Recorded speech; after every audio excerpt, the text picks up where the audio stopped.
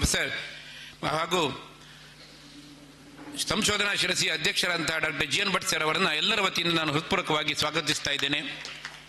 ಹಾಗೆಯೇ ವಿಶೇಷ ಉಪನ್ಯಾಸವನ್ನು ನೀಡಲಿರುವಂತಹ ದರ್ಶನಗಳಲ್ಲಿ ಮೋಕ್ಷ ವೈಶಿಷ್ಟ್ಯ ಇದರ ಬಗ್ಗೆ ಮಾತನಾಡುವಂತಹ ನಮ್ಮವರೇ ಆಗಿರುವಂತಹ ಡಾಕ್ಟರ್ ವಿನಾಯಕ್ ಭಟ್ ಗಾಳಿಮನೆಯವರನ್ನು ಅವರು ಆಳ್ವಾಸ್ ಕಾಲೇಜಿನ ಸಂಸ್ಕೃತ ವಿಭಾಗದ ಮುಖ್ಯಸ್ಥರಾಗಿ ಕಾರ್ಯನಿರ್ವಹಿಸ್ತಾ ಇದ್ದಾರೆ. ಅವರನ್ನು ಎಲ್ಲರ ವತಿಯಿಂದ ಹೃತ್ಪೂರ್ವಕವಾಗಿ ನಾನು ಸ್ವಾಗತಿಸ್ತಾ ಇದ್ದೇನೆ. ವೇದಿಕೆಯಲ್ಲಿ ಉಪಸ್ಥಿತರಿರುವಂತಹ ನಮ್ಮೆಲ್ಲರನ್ನು ಆಶೀರ್ವಚಿಸಲಿರುವಂತಹ ಕಟೀಲು ಶ್ರೀ ದುರ್ಗಾ ಪರಮೇಶ್ವರಿ ದೇವಳದ ಆನುವಂಶಿಕ ಅರ್ಚಕರು ಮತ್ತು ಆನುವಂಶಿಕ ಮುಕ್ತೇಸರಾದಂತಹ ವೇದಮೂರ್ತಿ ಶ್ರೀ ಕೆ ವಾಸುದೇವ ಅಸ್ರಣ ಅವರನ್ನ ಶ್ರದ್ಧಾ ಭಕ್ತಿಗಳಿಂದ ಈ ವೇದಿಕೆಯಲ್ಲಿ ನಾನು ಸ್ವಾಗತಿಸ್ತಾ ಇದ್ದೇನೆ. ಅವರ ಸುಪುತ್ರರು ಕೂಡ ಸಭಾಂಗಣದಲ್ಲಿ ಆಸೀನರಿದ್ದಾರೆ. ಅವರನ್ನು ಕೂಡ ಹೃತ್ಪೂರ್ವಕವಾಗಿ ನಾವು ಸ್ವಾಗತಿಸ್ತಾ ಇದ್ದೇವೆ. ಹಾಗೆಯೇ ಇವತ್ತು ಉಪಸ್ಥಿತರಿರುವಂತಹ AVM ಶ್ರೀ ರಮೇಶ್ ಕಾರ್ಣಿಕ್ ಸರ್ ಅವರು ಕಾರ್ಕಳದವರು, ಅವರನ್ನು ಕೂಡ ಹೃತ್ಪೂರ್ವಕವಾಗಿ ನಾವು ಸ್ವಾಗತಿಸ್ತಾ ಇದ್ದೇವೆ, ಕೆರುವಾಶಿಯವರು. ಹಾಗೆಯೇ ಗುರುನಾಥ ಜೋಶಿ ಸಂಸ್ಮರಣದ ಉಪನ್ಯಾಸದ ರೂವಾರಿಯಾಗಿರುವಂತಹ ಪ್ರೊಫೆಸರ್ ಶ್ರೀಕಾಂತ್ ಜೋಶಿ ಸರ್ ಅವರು ನಿವೃತ್ತ ಪ್ರಾಂಶುಪಾಲರು ಶಿವಮೊಗ್ಗ, ಅವರು ಕೂಡ ವೇದಿಕೆಯಲ್ಲಿದ್ದಾರೆ. ಅವರನ್ನು ಕೂಡ ಹೃತ್ಪೂರ್ವಕವಾಗಿ ನಾವು ಸ್ವಾಗತಿಸ್ತಾ ಇದ್ದೇವೆ. ಈಗ ಕಾರ್ಯಕ್ರಮವನ್ನು ನಡೆಸಿಕೊಡಬೇಕೆಂಬುದಾಗಿ ಅಧ್ಯಕ್ಷರಾದಂತಹ ಡಾಕ್ಟರ್ GN ಭಟ್ ಸರ್ ಅನ್ನು ಕೇಳಿಕೊಳ್ತಾ ಇದ್ದೇನೆ. ಇದೀಗ ಮೊದಲಿಗೆ ಉಪನ್ಯಾಸ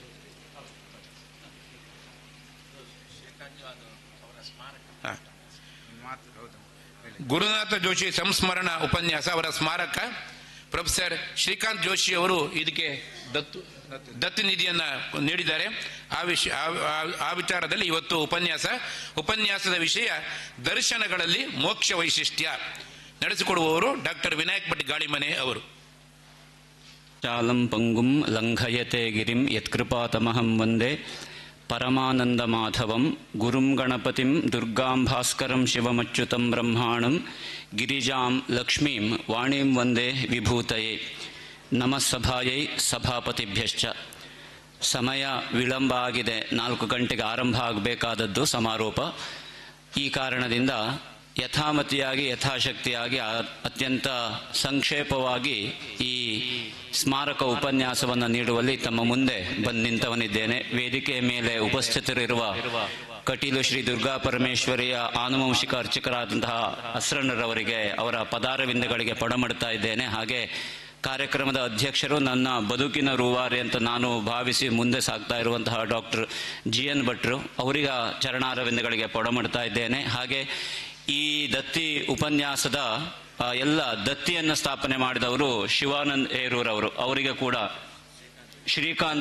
ಡಾಕ್ಟರ್ ಶ್ರೀಕಾಂತ್ ಹೇರೂರ್ ಜೋಶಿ ಅವರು, ಶ್ರೀಕಾಂತ್ ಜೋಶಿ ಅವರು, ಅವರಿಗೆ ಕೂಡ ನಾನು ನಮಸ್ಕರಿಸ್ತಾ ಇದ್ದೇನೆ. ಹಾಗೆ AVM ಕಾರ್ಣಿಕರಿದ್ದಾರೆ, ಹಾಗೆ MJ ಹೆಗಡೆ ಅವರಿದ್ದಾರೆ, ಡಾಕ್ಟರ್ ಪದ್ಮನಾಭ್ ಮರಾಠೆ ಅವರಿದ್ದಾರೆ. ಅವರೆಲ್ಲರನ್ನು ಅತ್ಯಂತ ಗೌರವದಿಂದ ಅವರಿಗೆ ನಮಸ್ಕಾರವನ್ನು ಹೇಳ್ತಾ, ನನ್ನ ತಾಯಿ ತಂದೆಯರಿದ್ದಾರೆ, ವಿಶೇಷವಾಗಿ ನಾನು ಬಹಳ ಸಂತೋಷ ಪಡ್ತಾ ಇದ್ದೇನೆ ಇವತ್ತಿನ ಈ ವೇದಿಕೆಯ ಮುಂಭಾಗದಲ್ಲಿ ಉಪಸ್ಥಿತರಿದ್ದಾರೆ. ಅವರನ್ನು ಕೂಡ ಅತ್ಯಂತ ಗೌರವದಿಂದ ಸ್ಮರಿಸ್ತಾ ನಮಸ್ಕರಿಸ್ತಾ, ದರ್ಶನಗಳಲ್ಲಿ ಇರಬಹುದಾದಂತಹ ಒಂದು ದೈವ ಮತ್ತು ಆಸುರಿ ಈ 2 ವಿಭಾಗಗಳೇನಿದ್ದಾವೆ ಅವುಗಳ ವಿಚಾರದಲ್ಲಿ ಯಥಾಮತಿಯಾಗಿ ಮಾತಾಡಲಿಕ್ಕೆ ಮುಂದಾಗ್ತಾ ಇದ್ದೇನೆ.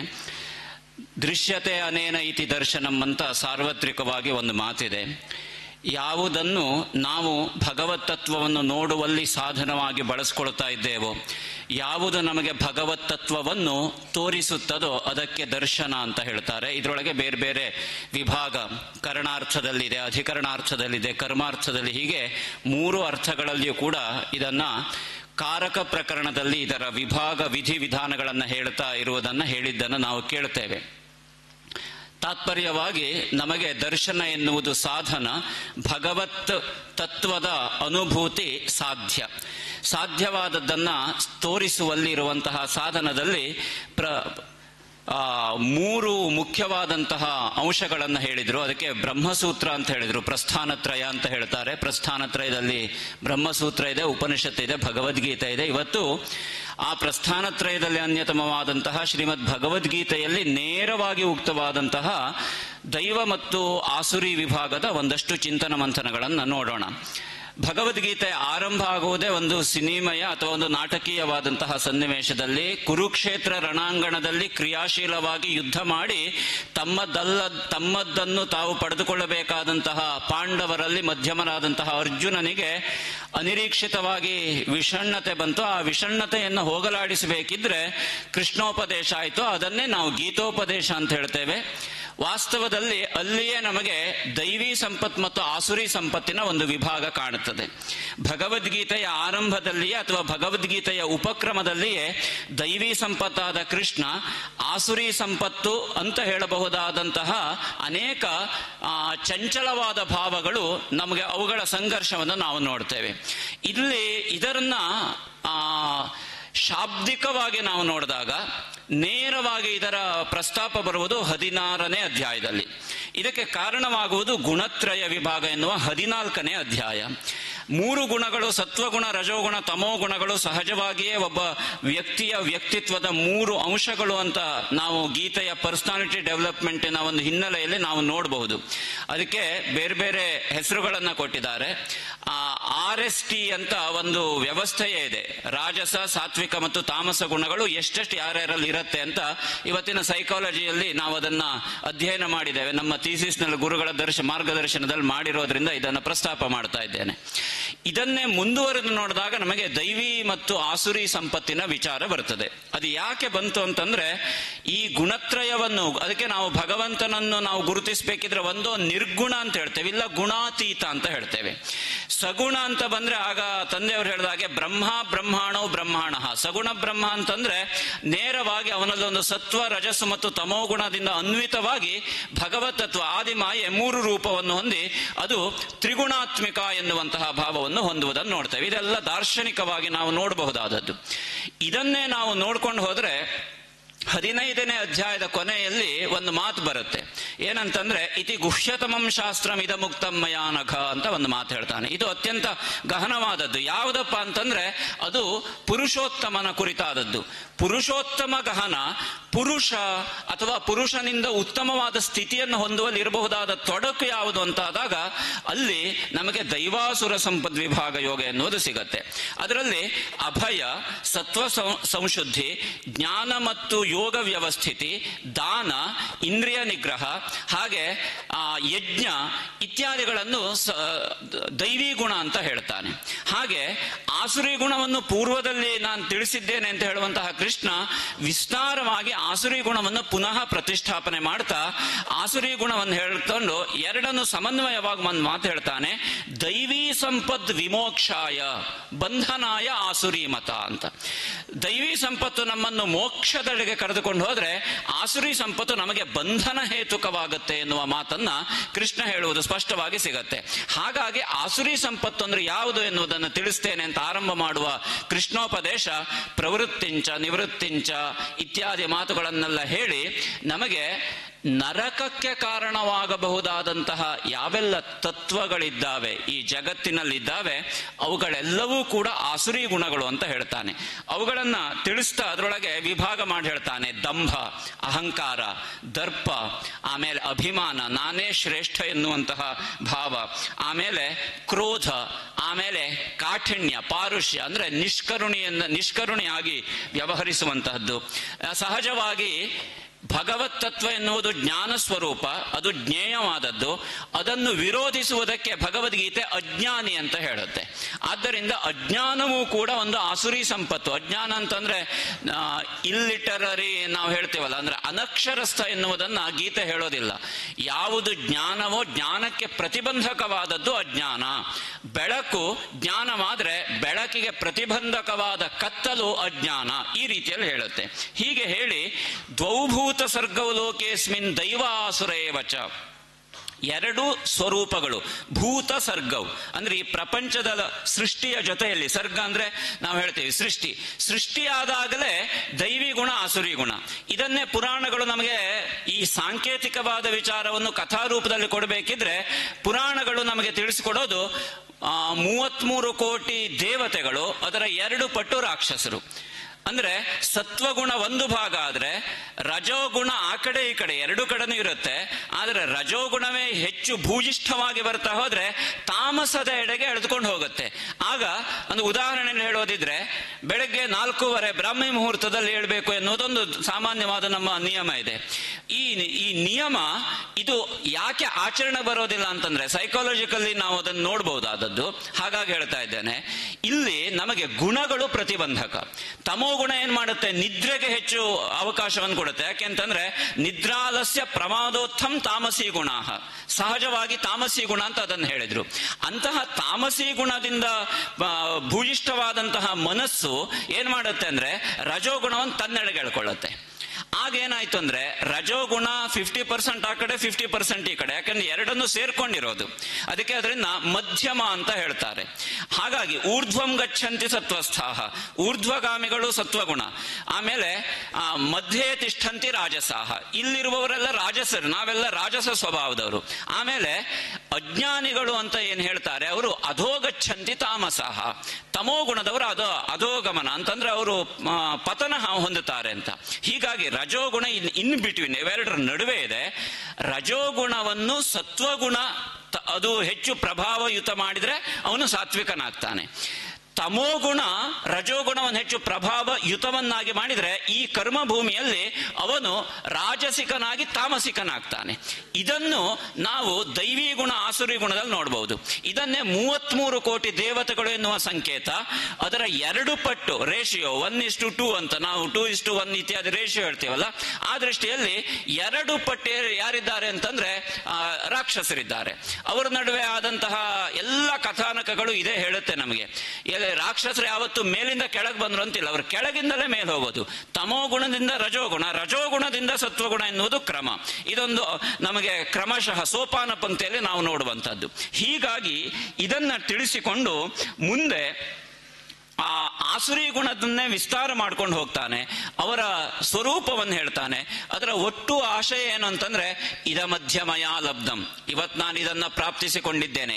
ಇಮಂ ಪ್ರಾಪ್ಸ್ಯೇ ಮನೋರಥಂ, ನಾಳೆ ನನ್ನ ಟಾರ್ಗೆಟ್ ಹಿಂಗಿದೆ ಅಂದ್ರೆ ಕಾಂಕರ್ ಮಾಡೋದು ಅಂತ ಹೇಳ್ತೀವಲ್ವ, ಮಹತ್ವಾಕಾಂಕ್ಷೆ ಅಂತ ನಾವೊಂದು ಶಬ್ದ ಹೇಳ್ತೀವಿ. ಆದ್ರೆ ಏನಾದ್ರೂ ಪರವಾಗಿಲ್ಲ, ನನಗಿದು ಬೇಕು ಅಂದ್ರೆ ಬೇಕೇ ಬೇಕು ಅಂತ ಹಠಮಾರಿತನದಿಂದ ಮುಂದೆ ಹೋಗುವಂತದ್ದು ಇದೆಯಲ್ಲ, ಅದು ಆಸುರಿ ಗುಣ ಅಂತ ಗೀತೆ ಹೇಳುತ್ತೆ. ಇದ ಮಧ್ಯ ಮಯಾಲಬ್ಧಂ, ಇದು ನನಗೆ ಸಿಕ್ಕಿದೆ, ಇದರಿಂದ ನಾನು ಸಂತೋಷ ಹೊಂದಿದೆ ಅಂತ ಆದ್ರೆ ಆಗ ಅದು ತಮೋ ಗುಣ ಆಗೋದಿಲ್ಲ, ಆಸುರಿ ಪ್ರವೃತ್ತಿ ಆಗೋದಿಲ್ಲ. ಆಸುರಿ ಪ್ರವೃತ್ತಿ ಯಾವಾಗ ಆಗುತ್ತೆ ಅಂದ್ರೆ, ಇಮಂ ಮನೋರಥಂ ಪ್ರಾಪ್ಸ್ಯೆ, ನಾಳೆ ಇದು ನಾನು ತಗೊಳ್ತೇನೆ, ನನ್ನದು ಇದೆ, ಪಕ್ಕದ ಮನೆದು ನಾನೇ ಕಬಳಿಸ್ತೇನೆ, ಅಕ್ಕಪಕ್ಕ ಇದ್ದದ್ದೆಲ್ಲ ನಂದೇ ಅಂತ ನನ್ನ ಇಡೀ ಊರನ್ನು ನಾನೇ ಇಟ್ಕೊಳ್ತೇನೆ, ಎಲ್ಲರೂ ನನ್ನ ಅಡಿಯಾಳಾಗಿರ್ಬೇಕು ಎನ್ನುವ ಭಾವ ಏನಿದೆ, ಇದು ನಿಧಾನವಾಗಿ ರಜೋಗುಣದಿಂದ ಹೊರಗಡೆ ಹೋಗಿ ಹೋಗಿ ತಮೋಗುಣದ ಒಂದು ಅಧಿಷ್ಠಾನ ಅಲ್ಲಿ ಪ್ರಾರಂಭ ಆಗುತ್ತೆ. ಅದಕ್ಕೆ ಹೇಳ್ತಾರೆ, ಇದ ಮಧ್ಯಮಯಾಲಬ್ಧಂ ಇಮಂ ಪ್ರಾಪ್ಸೆ ಮನೋರಥಂ ಇದಮಸ್ತಿ ಇದಮಪಿ ಚ ಭವಿಷ್ಯತಿ ಪುನರ್ಧನಂ. ನಾಳೆ ಇದು ನಂದು, ಪಕ್ಕದ ಮನೆದು ನಂದು, ಊರಿಂದೆಲ್ಲ ನಂದು, ಇಡೀ ಪ್ರಪಂಚ ನಂದು ಅಂತ ಪುನರ್ಧನಂ ಭವಿಷ್ಯತಿ, ನಾನು ಎಲ್ಲವನ್ನೂ ನನ್ನದ್ದಾಗಿ ಮಾಡ್ಕೊಳ್ತೇನೆ ಎನ್ನುವ ಭಾವ. ಈ ರೀತಿಯಲ್ಲಿ ಹೇಳಿ ಕಾಮಮಾಶ್ರಿತ್ಯ ದುಷ್ಪೂರಂ, ಆಮೇಲೆ ದಂಭಮಾನ ಮದಾನ್ವಿತಾ ಮೋಹಾತ್ ಗೃಹೀತ್ವಾ ಸದ್ಗ್ರಾಹಾನ್ ಪ್ರವರ್ತಂತೆ ಅಶುಚಿವ್ರತಾಃ ಇತ್ಯಾದಿ ಮಾತುಗಳೆಲ್ಲ ಬರುತ್ತೆ. ಇದರ ಅರ್ಥ ಏನು ಅಂತಂದ್ರೆ, ಆಶಾಪಾಶ ಶತೈರ್ಬದ್ಧಾಃ, ಸಾವಿರ ಸಂಖ್ಯೆಯ ಆಶಯಗಳೆನ್ನುವ ಪಾಶದಿಂದ ಬದ್ಧರಾಗಿ, ಆಶಾಪಾಶ ಶತೈರ್ಬದ್ಧಾಃ ಕಾಮ ಆಶಾಪಾಶ ಶತೈರ್ಬದ್ಧಾಃ ಕಾಮೋಪಭೋಗ ಸಂಹೃತಾಃ. ಬೇರೆ ಮಾತಿದೆ, ಅಂದ್ರೆ ಕಾಮದಿಂದ ಆಸಕ್ತರಾಗ್ತಾರೆ, ಶತ ರೀತಿಯ ಬೇರೆ ಬೇರೆ ಆಸೆಗಳಿಂದ ಬದ್ಧರಾಗ್ತಾರೆ. ಇದೆಲ್ಲ ಬದ್ಧರಾಗಿ ಅದು ಮನಸ್ಸನ್ನು ಸಂಪೂರ್ಣವಾಗಿ ತನ್ನ ಬಂಧನದಲ್ಲಿ ಇಟ್ಕೊಳ್ಳುತ್ತೆ. ಹೀಗೆ ಬದ್ಧವಾದ ಮನಸ್ಸು ಅಬದ್ಧವನ್ನು ಮಾಡುತ್ತೆ.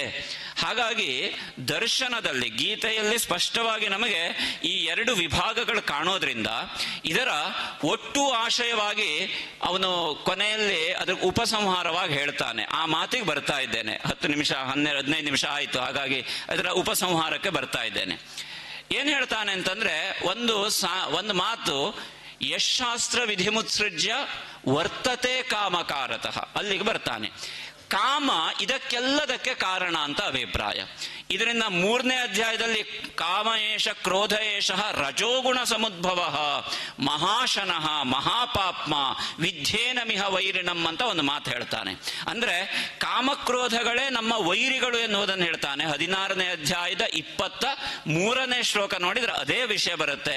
ಶಾಸ್ತ್ರವಿಧಿಯನ್ನ ಮೀರಿ ಕಾಮದಿಂದಲೇ ಕಾಮುಕನಾಗಿ ಅಥವಾ ಕಾಮಾನ್ವಿತನಾಗಿ ವ್ಯವಹರಿಸುವವನು ಸದಾ ಕಾಲ ಅವನಿಗೆ ಸುಖವೂ ಇಲ್ಲ, ಯಾವುದೂ ಸಿಗೋದಿಲ್ಲ. ಅವನು ಸುಖದ ಆಭಾಸದಲ್ಲಿ ಬದುಕನ್ನು ಕಳೀತಾನೆ. ಹಾಗಾಗಿ ಕಾಮ ಯಾವುದಾಗಬೇಕು, ಇವತ್ತಿಗೆ ಹೆಚ್ಚು ಸೂಕ್ತ ಅಂತ ಅನ್ಕೊಳ್ತೇನೆ. ಯಾಕೆ ಅಂತಂದ್ರೆ ಕಾಮವನ್ನು ಪುರುಷಾರ್ಥವಾಗಿ ನೋಡಬೇಕಾದದ್ದು, ಕಾಮ ಎನ್ನುವುದು ಮಡಿಮೈಲಿಗೆಯ ಆಚೆಯಲ್ಲಿ ಬದುಕೆನ್ನುವಂತಹ ಪಥಕ್ಕೆ ಬೇಕಾದದ್ದು ಎನ್ನುವುದನ್ನ ನಮಗೆ ತಿಳಿಸಿಕೊಟ್ಟಂತಹ ಅದರಲ್ಲಿ ಸಂಶೋಧನೆ ಮಾಡಿದಂತಹ ಡಾಕ್ಟರ್ ವಿಶ್ವನಾಥ್ ಹಂಪೆಹೊಳಿ ಅವರ ಸಂಸ್ಮರಣೆಯ ಪ್ರಯುಕ್ತ ಇವತ್ತು ನಾವು ಈ ಕಾರ್ಯಕ್ರಮ ಇಟ್ಕೊಂಡಿದ್ದೇವೆ. ಈ ನೆಲೆಯಲ್ಲಿ ಕೂಡ ಈ ಮಾತು ಹೆಚ್ಚು ಔಚಿತ್ಯಪೂರ್ಣವಾದದ್ದು ಅಂತ ಭಾವಿಸ್ತೇನೆ. ಯಾಕೆ ಅಂತಂದ್ರೆ ಕಾಮ ಯಾವತ್ತೂ ಪುರುಷಾರ್ಥದಲ್ಲಿಯೂ ಬರುತ್ತೆ, ಅರಿಷಡ್ ವರ್ಗದಲ್ಲೂ ಬರುತ್ತೆ. ಇದು ಪುರುಷಾರ್ಥದಲ್ಲಿ ಬಂದ್ರೆ ಆ ಕಾಮ ಅದು ಧರ್ಮದ ಚೌಕಟ್ಟಿನ ಒಳಗಿರುತ್ತೆ, ಅದು ಮೋಕ್ಷ ಹೇತುಕವಾಗುತ್ತೆ. ಅದಲ್ಲದೆ ಹೋದ್ರೆ ಅರಿಷಡ್ ವರ್ಗಕ್ಕೆ ಬಂದ್ರೆ ಮೊದಲನೇ ಹಂತವೇ ಕಾಮ. ಕಾಮಾತ್ ಕ್ರೋಧೋಭಿಜಾಯತೆ 2ನೇ ಅಧ್ಯಾಯದ 61ನೇ ಶ್ಲೋಕದಿಂದ ಒಂದು ಆವರ್ತನ ಸಿಗ್ತದೆ, ಒಂದು ರೊಟೇಷನ್, ಹೇಗೆ ಅದು ಸೈಕಲ್ ಇದೆ ಎನ್ನುವುದನ್ನು ತಿಳಿಸ್ಕೊಡುತ್ತೆ. ಅದನ್ನು ನೋಡುವಾಗ ನಮಗೆ ಸ್ಪಷ್ಟವಾಗುತ್ತೆ ಏನು ಅಂತಂದ್ರೆ ಕಾಮ ನಮ್ಮ ಇಡೀ ಬದುಕಿನ ಪುರುಷಾರ್ಥವಾಗಬೇಕು. ಅದು ಕಾಮ ಎನ್ನುವುದನ್ನು ಅದಕ್ಕೆ ಕಳಾಪೂರ್ಣತೆಯಾಗಿ ಕಂಡ್ರು, ಕಳೆಯಾಗಿ ಅದನ್ನು ಕಂಡ್ರು ಎನ್ನುವುದನ್ನು ನೋಡುವಾಗ ಕಾಮವೇ ನಮ್ಮ ಬದುಕಿನ ಅದು ಕಲಾಪೂರ್ಣತೆಗೆ ಕಾರಣವಾಗಬೇಕು ವಿನಃ ಕಲಾ ವಿಹೀನತೆಗಲ್ಲ ಎನ್ನುವಂತಹ ತತ್ವವನ್ನು ಗೀತೆ ದೈವಿ ಗುಣ ಆಸುರಿ ಗುಣಗಳ 2 ವಿಭಾಗಗಳನ್ನು ತಿಳಿಸ್ಕೊಡ್ತಾ ಹೇಳ್ತಾ ಇದೆ. ಹಾಗಾಗಿ ಇದಕ್ಕೆ ಕಾರಣ ಯಾವುದಪ್ಪ ಆಗಿದ್ರೆ, ಅರ್ಥಾತ್ ಈ ಗುಣಗಳಿಗೆ ಕಾರಣದ ಹಿನ್ನೆಲೆಯಲ್ಲಿ ನಾವು ಗುಣಾನ್ವಿತರಾಗಬೇಕಂತಂದ್ರೆ ಏನ್ ಮಾಡಬೇಕು ಅಂತಂದ್ರೆ ಅದಕ್ಕೆ ಹೇಳ್ತಾನೆ ಶಾಸ್ತ್ರವಿಧಿಯೇ ನಮ್ಮನ್ನ ಮುನ್ನಡೆಸ್ಕೊಂಡು ಹೋಗ್ಬೇಕು. ಹಾಗಾಗಿ ತಸ್ಮಾತ್ ಶಾಸ್ತ್ರಂ ಪ್ರಮಾಣಂತೆ ಕಾರ್ಯಕಾರ್ಯ ವ್ಯವಸ್ಥಿತವು ಜ್ಞಾತ್ವಾ ಶಾಸ್ತ್ರ ವಿಧಾನೋಕ್ತಂ ಕರ್ಮ ಕರ್ತು ಮಿಹಾರ್ಹಸಿ. ನಮಗೆ ಕರ್ಮಾರ್ಹತೆ ಯಾವಾಗ ಬರ್ತದೆ ಅಂತಂದ್ರೆ ಒಂದು ಮಾತಿದೆ, ಏನಂತಂದ್ರೆ ಜ್ಞಾತ್ವಾ ಕರ್ಮಾಣಿ ಕುರುವೀತ. ಯಾವುದೇ ಕೆಲಸವನ್ನು ತಿಳಿದು ಮಾಡಬೇಕು ಎನ್ನುವುದು ಹಿಂದಿನವರು ಈ ಯಜ್ಞಯಾಗಾದಿಗಳಲ್ಲಿ ಕರ್ಮ ಅಂತಂದ್ರೆ ಯಜ್ಞ ಎನ್ನುವ ಅರ್ಥದಲ್ಲಿ ಇಟ್ಕೊಂಡು ಮೀಮಾಂಸಕರು ಹೇಳಿದ ಮಾತು. ಇವತ್ತು ನಾವು ಅದನ್ನ ಶಾಸ್ತ್ರದ ಬದುಕಿಗೆ ಅಳವಡಿಸಿದಾಗ ಈ ಕಾಮ ಎನ್ನುವುದು ಆಗ ಪುರುಷಾರ್ಥವಾಗುತ್ತೆ. ಆ ನೆಲೆಯಲ್ಲಿ ಶಾಸ್ತ್ರವೇ ನಮಗೆ ಪ್ರಮಾಣ ಎನ್ನುವುದನ್ನು ಹೇಳುತ್ತೆ. ಹೀಗಾಗಿ ದೈವಾಸುರರು ಎಲ್ಲಿದ್ದಾರೆ ಹಾಗಿದ್ರೆ ಅಂತಂದ್ರೆ ನಮ್ಮ ಒಳಗಿರುವ ಅರಿಷಡ್ ವರ್ಗಗಳಲ್ಲೇ ಇದ್ದಾರೆ. ಹೊರ ಪ್ರಪಂಚದಲ್ಲಿ ಕಾಣುವ ಡಾಕ್ಟರ್ ಪ್ರಭಾಕರ್ ಜೋಶಿ ಅವರ ಭಾಷೆಯಲ್ಲಿ ಹೇಳುವುದಿದ್ರೆ ಇವತ್ತು ಬೆಳಗ್ಗೆಯಿಂದ ಇಲ್ಲಿದ್ರು ನಮಗೆ ಮುನ್ನಡೆಸ್ಕೊಂಡು ಹೋಗಿದ್ದಾರೆ. ಯಕ್ಷಗಾನದಲ್ಲಿ ಕಾಣುವ ಮಹಿಷ, ರಕ್ತಬೀಜ, ಶುಂಭ, ನಿಶುಂಭ ಇದೆಲ್ಲ ಯಾಕೆ ಜನತೆಗೆ ಬೇಕು ಅಂತಂದ್ರೆ ನಮ್ಮ ಒಳಗಿರುವ ಅರಿಷಡ್ ವರ್ಗಗಳು ವಿಜೃಂಭಣೆ ಆದ್ರೆ ನಾವು ಹಾಗೆ ಅಷ್ಟು ವಿಕಾರವಾಗಿ ಕಾಣುತ್ತೇವೆ ಅಂತ.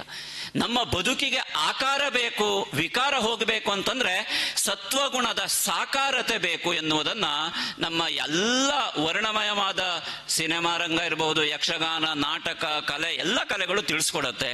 ಈ ನೆಲೆಯಲ್ಲಿ ಇವತ್ತು ದೈವಿ ಗುಣ ಆಸುರಿ ಗುಣಗಳು ನಮ್ಮೊಳಗಿದ್ದಾವೆ. ದೈವಿ ಗುಣಕ್ಕೆ ನಾವು ಗೊಬ್ಬರ ಹಾಕಿ ನೀರೆರೆದ್ರೆ ಅದೇ ವೃಕ್ಷವಾಗುತ್ತೆ. ಆಸುರಿ ಗುಣವನ್ನು ನಾವು ಮೆಟ್ಟಿ ನಿಲ್ಬೇಕಾದದ್ದು. ಶಿವ ವೈರಾಗ್ಯ ದ್ಯೋತಕವಾಗಿರುವ ದೇವರು, ಅವನು ಇರುವಂತಹ ಸ್ಮಶಾನ ವೈರಾಗ್ಯದ ಪರಮಭೂಮಿ, ಪಾವನ ಭೂಮಿ.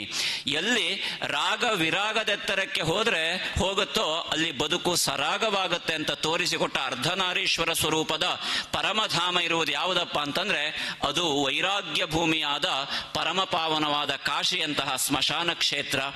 ಕಾಶಿಯಲ್ಲಿ ವೈರಾಗ್ಯ ಇದೆಯೋ ಅದೇ ಕಾಶಿ ಪ್ರಕಾಶತೆ, ಎಲ್ಲಿ ವಿರಾಗ ಇದೆಯೋ ಆ ವಿರಾಗವೇ ದೊಡ್ಡ ಬೆಳಕು. ಆ ಬೆಳಕಿನ ಆರಾಧನೆ ಬದುಕಿನ ಸಮಾರಾಧನೆ. ಅಂತಹ ಸಮಾರಾಧನೆಗೆ ದೈವಿ ಗುಣ ನಮಗೆ ಹೇತುಕವಾಗುತ್ತೆ, ಆಸುರಿ ಗುಣ ಮಾರಕವಾಗುತ್ತೆ. ಆಸುರಿ ಗುಣದ ಆ ಮಾರಕ ಸ್ವರೂಪದಿಂದ ದೈವಿ ಗುಣದ ಪ್ರದ್ಯೋತಕ ಸ್ಥಿತಿಗೆ ಏರುವ ಪರಮ ಪಾವನವಾದ ಮಹಾಶಿವರಾತ್ರಿಯ ದಿವಸ ಅಷ್ಟೇ ಸ್ಮರಣೀಯವಾಗಿ ಇಲ್ಲಿ ಶುಭಧಾಮ ಅವರು ಇದ್ದಾರೆ. ಹಾಗಾಗಿ ಮತ್ತೆ ನಾವು ನೆನಪು ಮಾಡ್ಕೊಳ್ಬೇಕು. ಹಂಪಿ ಹೊಳೆಯವರ ಸ್ಮರಣೆಯ ಪ್ರಯುಕ್ತ ಇವತ್ತು ಈ ದಿವಸ ಒದಗಿ ಬಂದಿದೆ. ಇಂತಹ ಸನ್ನಿವೇಶದಲ್ಲಿ ಈ ಎರಡನ್ನೂ ಸೇರಿಕೊಂಡು ಇವತ್ತು ಮಹಾಶಿವರಾತ್ರಿಯ ಆಚರಣೆ ಒಂದು ಒಳ್ಳೆಯ ಜ್ಞಾನದ, ಆಗ ತಂದೆಯವರು ಹೇಳಿದ ಹಾಗೆ ಜ್ಞಾನ ಸತ್ರ ಎನ್ನುವುದು ನಿಜಾರ್ಥದಲ್ಲಿ ನಡೆದಿದೆ. ಈ ಜ್ಞಾನ ಸತ್ರಕ್ಕೆ ಶಿವನೇ ಅಧ್ಯಕ್ಷನಾಗಬೇಕು ಹೇಳುವುದು ಲೋಕದ ಸಂಕಲ್ಪ ಆಗಿತ್ತು. ಇವತ್ತು ಶಿವರಾತ್ರಿಯಲ್ಲಿ ಶಿವನ ಅಧಿಷ್ಠಾನದಲ್ಲೇ ಇದೆಲ್ಲ ನಡೆದಿದೆ. ಜನವರಿಯಲ್ಲಿ ದಿವಂಗತರಾಗಿ ಕೀರ್ತಿಶೇಷರಾದಂತಹ ಯಾವ ಹಂಪಿ ಹೊಳೆಯವರ ಆತ್ಮಸ್ವರೂಪ ಇದೆ, ಅದು ಪ್ರಯಾಣ ಆರಂಭ ಮಾಡಿದೆ.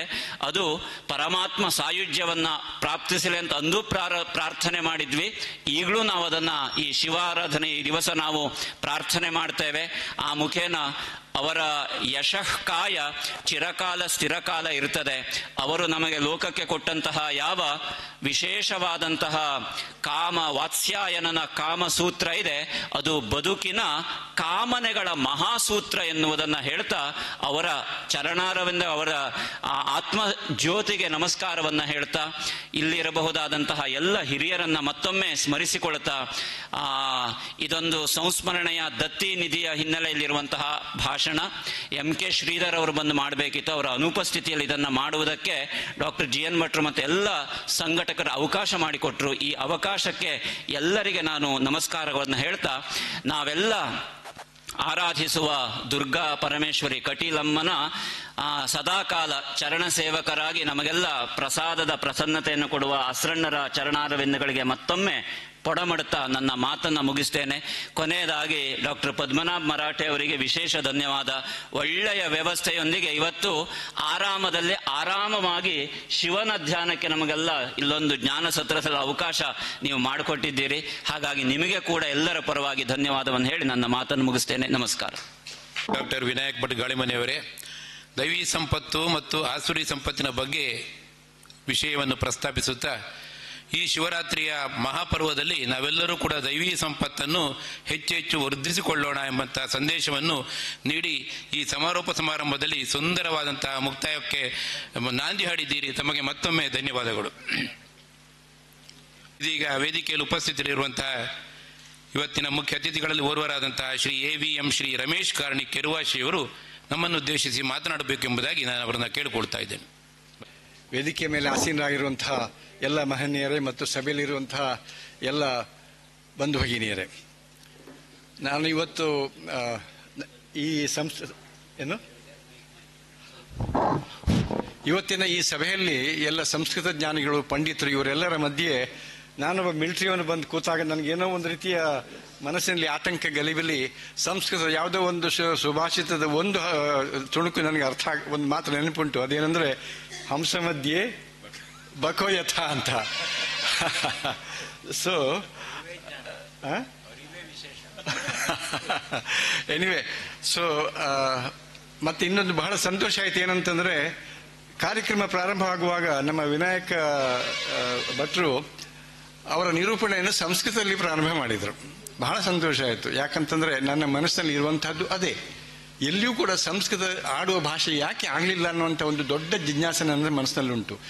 ಇಲ್ಲಿ 2 ಸಂಸ್ಕೃತ ಪರಿಷತ್ಗಳ ಹೆಸರಿನ ಅಡಿಯಲ್ಲಿ ಇವತ್ತು ಈ ಕಾರ್ಯಕ್ರಮ ನಡೀತಾ ಇದೆ. ಕೊನೆಯ ಪಕ್ಷ ಒಂದು 20-30% ಆದರೂ ಇಲ್ಲಿ ಸಂಸ್ಕೃತ ನಡೀಬಹುದು ಅನ್ನುವಂಥ ಒಂದು ಆಸೆ ಇತ್ತು. ನಾನು ಇಲ್ಲಿ ಇವರು ಪಂಡಿತರು, ಅವರು ಪಂಡಿತರು, ಅವರು ಪಂಡಿತರು, ಇವರೆಲ್ಲರೂ ಸಂಸ್ಕೃತ ಪಂಡಿತರು. ಆದರೆ ಅವರು ಸ್ವಲ್ಪ ಹೊತ್ತಾದ ಮೇಲೆ ಸಂಸ್ಕೃತವನ್ನು ನಿಲ್ಲಿಸಿಬಿಟ್ರು. ನಾನು ಯಾಕೆ ಹೇಳ್ತಾ ಇದ್ದೇನೆ ಅಂತಂದ್ರೆ, ನಾನೊಬ್ಬ ಸಂಸ್ಕೃತ ಜಿಜ್ಞಾಸು, ಸಂಸ್ಕೃತ ಸ್ವಾಧ್ಯಾಯ ಅಭ್ಯರ್ಥಿ ಅಂತ ಇಟ್ಕೊಳ್ಳಿ. ಒಂದು 2-3 ವರ್ಷಗಳಿಂದ ಇವರ ಪ್ರೇರಣೆಯಿಂದಲೇ ಇದೇ ರೀತಿ ಯಾವುದೋ ಒಂದಿದ್ದಕ್ಕೆ ನನ್ನ ಇಲ್ಲಿ ಕರೆಸಿದ್ರು, ಸಂಸ್ಕೃತ ಮಾತಾಡಿ ಅಂತ ಹೇಳಿದ್ರು, ಬರ್ಕೊಟ್ಟಿದ್ರು, ನಂಗೆ ಮಾತಾಡ್ಲಿಕ್ಕೆ ಆಗ್ಲಿಲ್ಲ. ಆಮೇಲೆ ಹಠ ಕಟ್ಟಿ ನಾನು ಸಂಸ್ಕೃತವನ್ನು ಕಲೀಲಿಕ್ಕೆ ಪ್ರಾರಂಭ ಮಾಡಿದೆ. ನಾನು ಬೆಂಗಳೂರಿನಲ್ಲಿ ಒಬ್ಬರ ಹತ್ರ ಸಂಸ್ಕೃತ ಕಲಿಸೋರ ಹತ್ರ ಸ್ವಲ್ಪ ಕಲಿತ ಇದೆಲ್ಲ ಇಂಟ್ರೊಡಕ್ಷನ್ ಆದ್ಮೇಲೆ ಅವ್ರ ಹತ್ರ ಮಾತಾಡುವಾಗ ನಾನು ಹೇಳಿದೆ, ನೋಡಿ, ಸಂಸ್ಕೃತನ ಕಲಿಯೋರಿಗೆ ನರ್ಸರಿ KG ಕ್ಲಾಸಲ್ಲಿ ಮಕ್ಕಳಿಗೆ ಹೇಗೆ ಇಂಗ್ಲಿಷ್ ಹೇಳ್ಕೊಡ್ತಾರೆ ಮೇಡಮ್ಮು, ಆ ಥರ ನೀವು ಹೇಳ್ಕೊಟ್ರೆ ನಮ್ಮ ಆಗಿದ್ದವರು ಮೊದಲು ಭಾಷೆ ಮೇಲೆ ಹಿಡಿತ ಬರಬೇಕು. ಅದಾದ್ಮೇಲೆ ನಿಮ್ದು ಲಿಂಗ, ವಚನ, ವಿಭಕ್ತಿ, ಲಕಾರ ಇತ್ಯಾದಿ ಇತ್ಯಾದಿ ಇತ್ಯಾದಿ ಅದಷ್ಟು ಅದೆಲ್ಲ ನೀವು ಮೊದಲೇ ತೊಡಗ್ತಾ ಹೋದ್ರೆ ಕಷ್ಟ ಆಗುತ್ತೆ. ಇಲ್ಲಿ ಆಗೋದಿಲ್ಲ, ಅದು ಹಾಗೆ ಕಲಿಬೇಕು ಅಂತ ಹೇಳಿ ಅವ್ರ ಹೆಸರು ಹೇಳೋದಿಲ್ಲ ನಾನು. ಹಾಗೆ ಆದ್ರಿಂದ ಆ ದೃಷ್ಟಿಯಿಂದ ನಾನು ನೋಡುವಾಗ ಶಂಕರಾಚಾರ್ಯರು ಎಷ್ಟೋ ನೂರಾರು ವರ್ಷಗಳ ಹಿಂದೆ ಕೇರಳದಲ್ಲಿ ಅಂತಹ ವಿಶೇಷವಾದಂತಹ ಸಂಸ್ಕೃತವನ್ನು ಬರೆದಿದ್ರು. ಆದರೆ ನಂಬೂದ್ರಿಗಳು ಯಾರು ಸಂಸ್ಕೃತ ಮಾತಾಡೋದಿಲ್ವಲ್ಲ, ಯಾವ ನಂಬೂದ್ರಿಯ ಮನೆಯಲ್ಲಿ ಸಂಸ್ಕೃತ ಮಾತಾಡ್ತಾರೆ? ಈ ಪ್ರಶ್ನೆಗೆ ನನಗೆ ಯಾರು ಉತ್ತರ ಕೊಟ್ಟಲಿಲ್ಲ. ಎಷ್ಟೋ ಜನ ಸಂಸ್ಕೃತ ವಿದ್ವಾಂಸರಿದ್ದಾರೆ, ಎಷ್ಟೊಂದು ಜನ ಸಂಸ್ಕೃತ ವಿದ್ವಾಂಸರಿದ್ದಾರೆ, ಯಾರ ಮನೆಯಲ್ಲಿಯೂ ಸಂಸ್ಕೃತ ಆಡುವ ಭಾಷೆ ಆಗಿಲ್ಲ. ಯಾಕೆ? ಇನ್ನೊಂದು ಇವತ್ತಿನ ಒಂದು ಅನುಭವ ಹೇಳ್ತೇನೆ. ನಾವು ಇವತ್ತು ಕೆರವಾಶಲ್ ದೇವಸ್ಥಾನ ಇವತ್ತು ಒಂದು 700-800 ಜನ ಬಂದಿದ್ರು. ನಾನು ಆಡಳಿತ ಮುಕ್ತೇಶ್ವರ. ಚಿಕ್ಕ ಮಕ್ಕಳೆಲ್ಲ ಬಂದರೆ ನಾನು ಅವ್ರನ್ನ ಮಾತಾಡ್ಸೋದುಂಟು, ಏನು ಹೆಸರೇನು, ಯಾವ ಕ್ಲಾಸು ಏನು ಅಂತ. ಒಬ್ಬನನ್ನು ಹೀಗೆ ಮಾತಾಡ್ಸಿದೆ. ಅವನ ಹೆಸರು ಹೇಳ್ದ. ಯಾವ ಕ್ಲಾಸು ಅಂತ ಕೇಳಿದೆ. 6ನೇ ಕ್ಲಾಸು ಇಂಗ್ಲಿಷ್ ಮೀಡಿಯಂ. ನಾನು ಯಾವ ಮೀಡಿಯಂ ಅಂತ ಕೇಳಿಲ್ಲ, ಅವನಾಗಿ ಹೇಳಿದ 6ನೇ ಕ್ಲಾಸು ಇಂಗ್ಲಿಷ್ ಮೀಡಿಯಂ.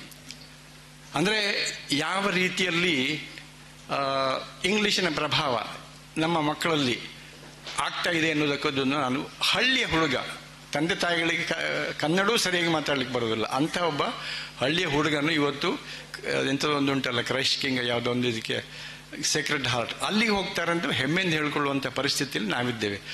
ಆದ್ದರಿಂದ ಈ ಎಲ್ಲ ಸಂಸ್ಥೆಗಳು ಇವರೆಲ್ಲ ನಾವು ಏನು ಮಾಡ್ತಾ ಇದ್ದೇವೆ? ನಾವು ಸಂಸ್ಕೃತವನ್ನು ಹೇಗೆ ಉಳಿಸೋದು? ಇದು ನನ್ನ ಒಂದು ದೊಡ್ಡ ಪ್ರಶ್ನೆ. ನಾನು ಬೆಂಗಳೂರಿಗೆ ಹೋದಾಗ, ಬೆಂಗಳೂರಿನ ಅಣ್ಣ ತಮ್ಮಂದರು ಅಕ್ಕಂಗಿರು ಎಲ್ಲ ಇರ್ತಾರೆ. ಗೇಟೆಡ್ ಕಮ್ಯುನಿಟಿ ಅಂತ ಹೇಳ್ತಾರೆ. ಒಂದೊಂದು ಗೇಟೆಡ್ ಕಮ್ಯುನಿಟಿ ಅಂತಂದ್ರೆ ಒಂದು 700, 800, 900 ಫ್ಲಾಟ್ ಇರ್ತವೆ. ತುಂಬ ಯಂಗ್ಸ್ಟರ್ಸ್ ಇರ್ತಾರೆ. ಸಾಯಂಕಾಲದ ಹೊತ್ತಿಗೆಲ್ಲ ಮಕ್ಕಳೆಲ್ಲ ಆಟ ಆಡ್ತಿರ್ತವೆ. ಒಂದೇ ಒಂದು ಗೇಟೆಡ್ ಕಮ್ಯುನಿಟಿಯಲ್ಲಿ ನಾನು ಈ ಚಿಕ್ಕ ಚಿಕ್ಕ ಮಕ್ಕಳು 7, 6, 7, 8, 9 ಮಕ್ಕಳು ಆಟ ಆಡುವಾಗ ಯಾರೂ ಸಹ ಇಂಗ್ಲಿಷ್ ಬಿಟ್ಟು ಬೇರೆ ಮಾತಾಡೋದನ್ನು ನೋಡಲೇ ಇಲ್ಲ.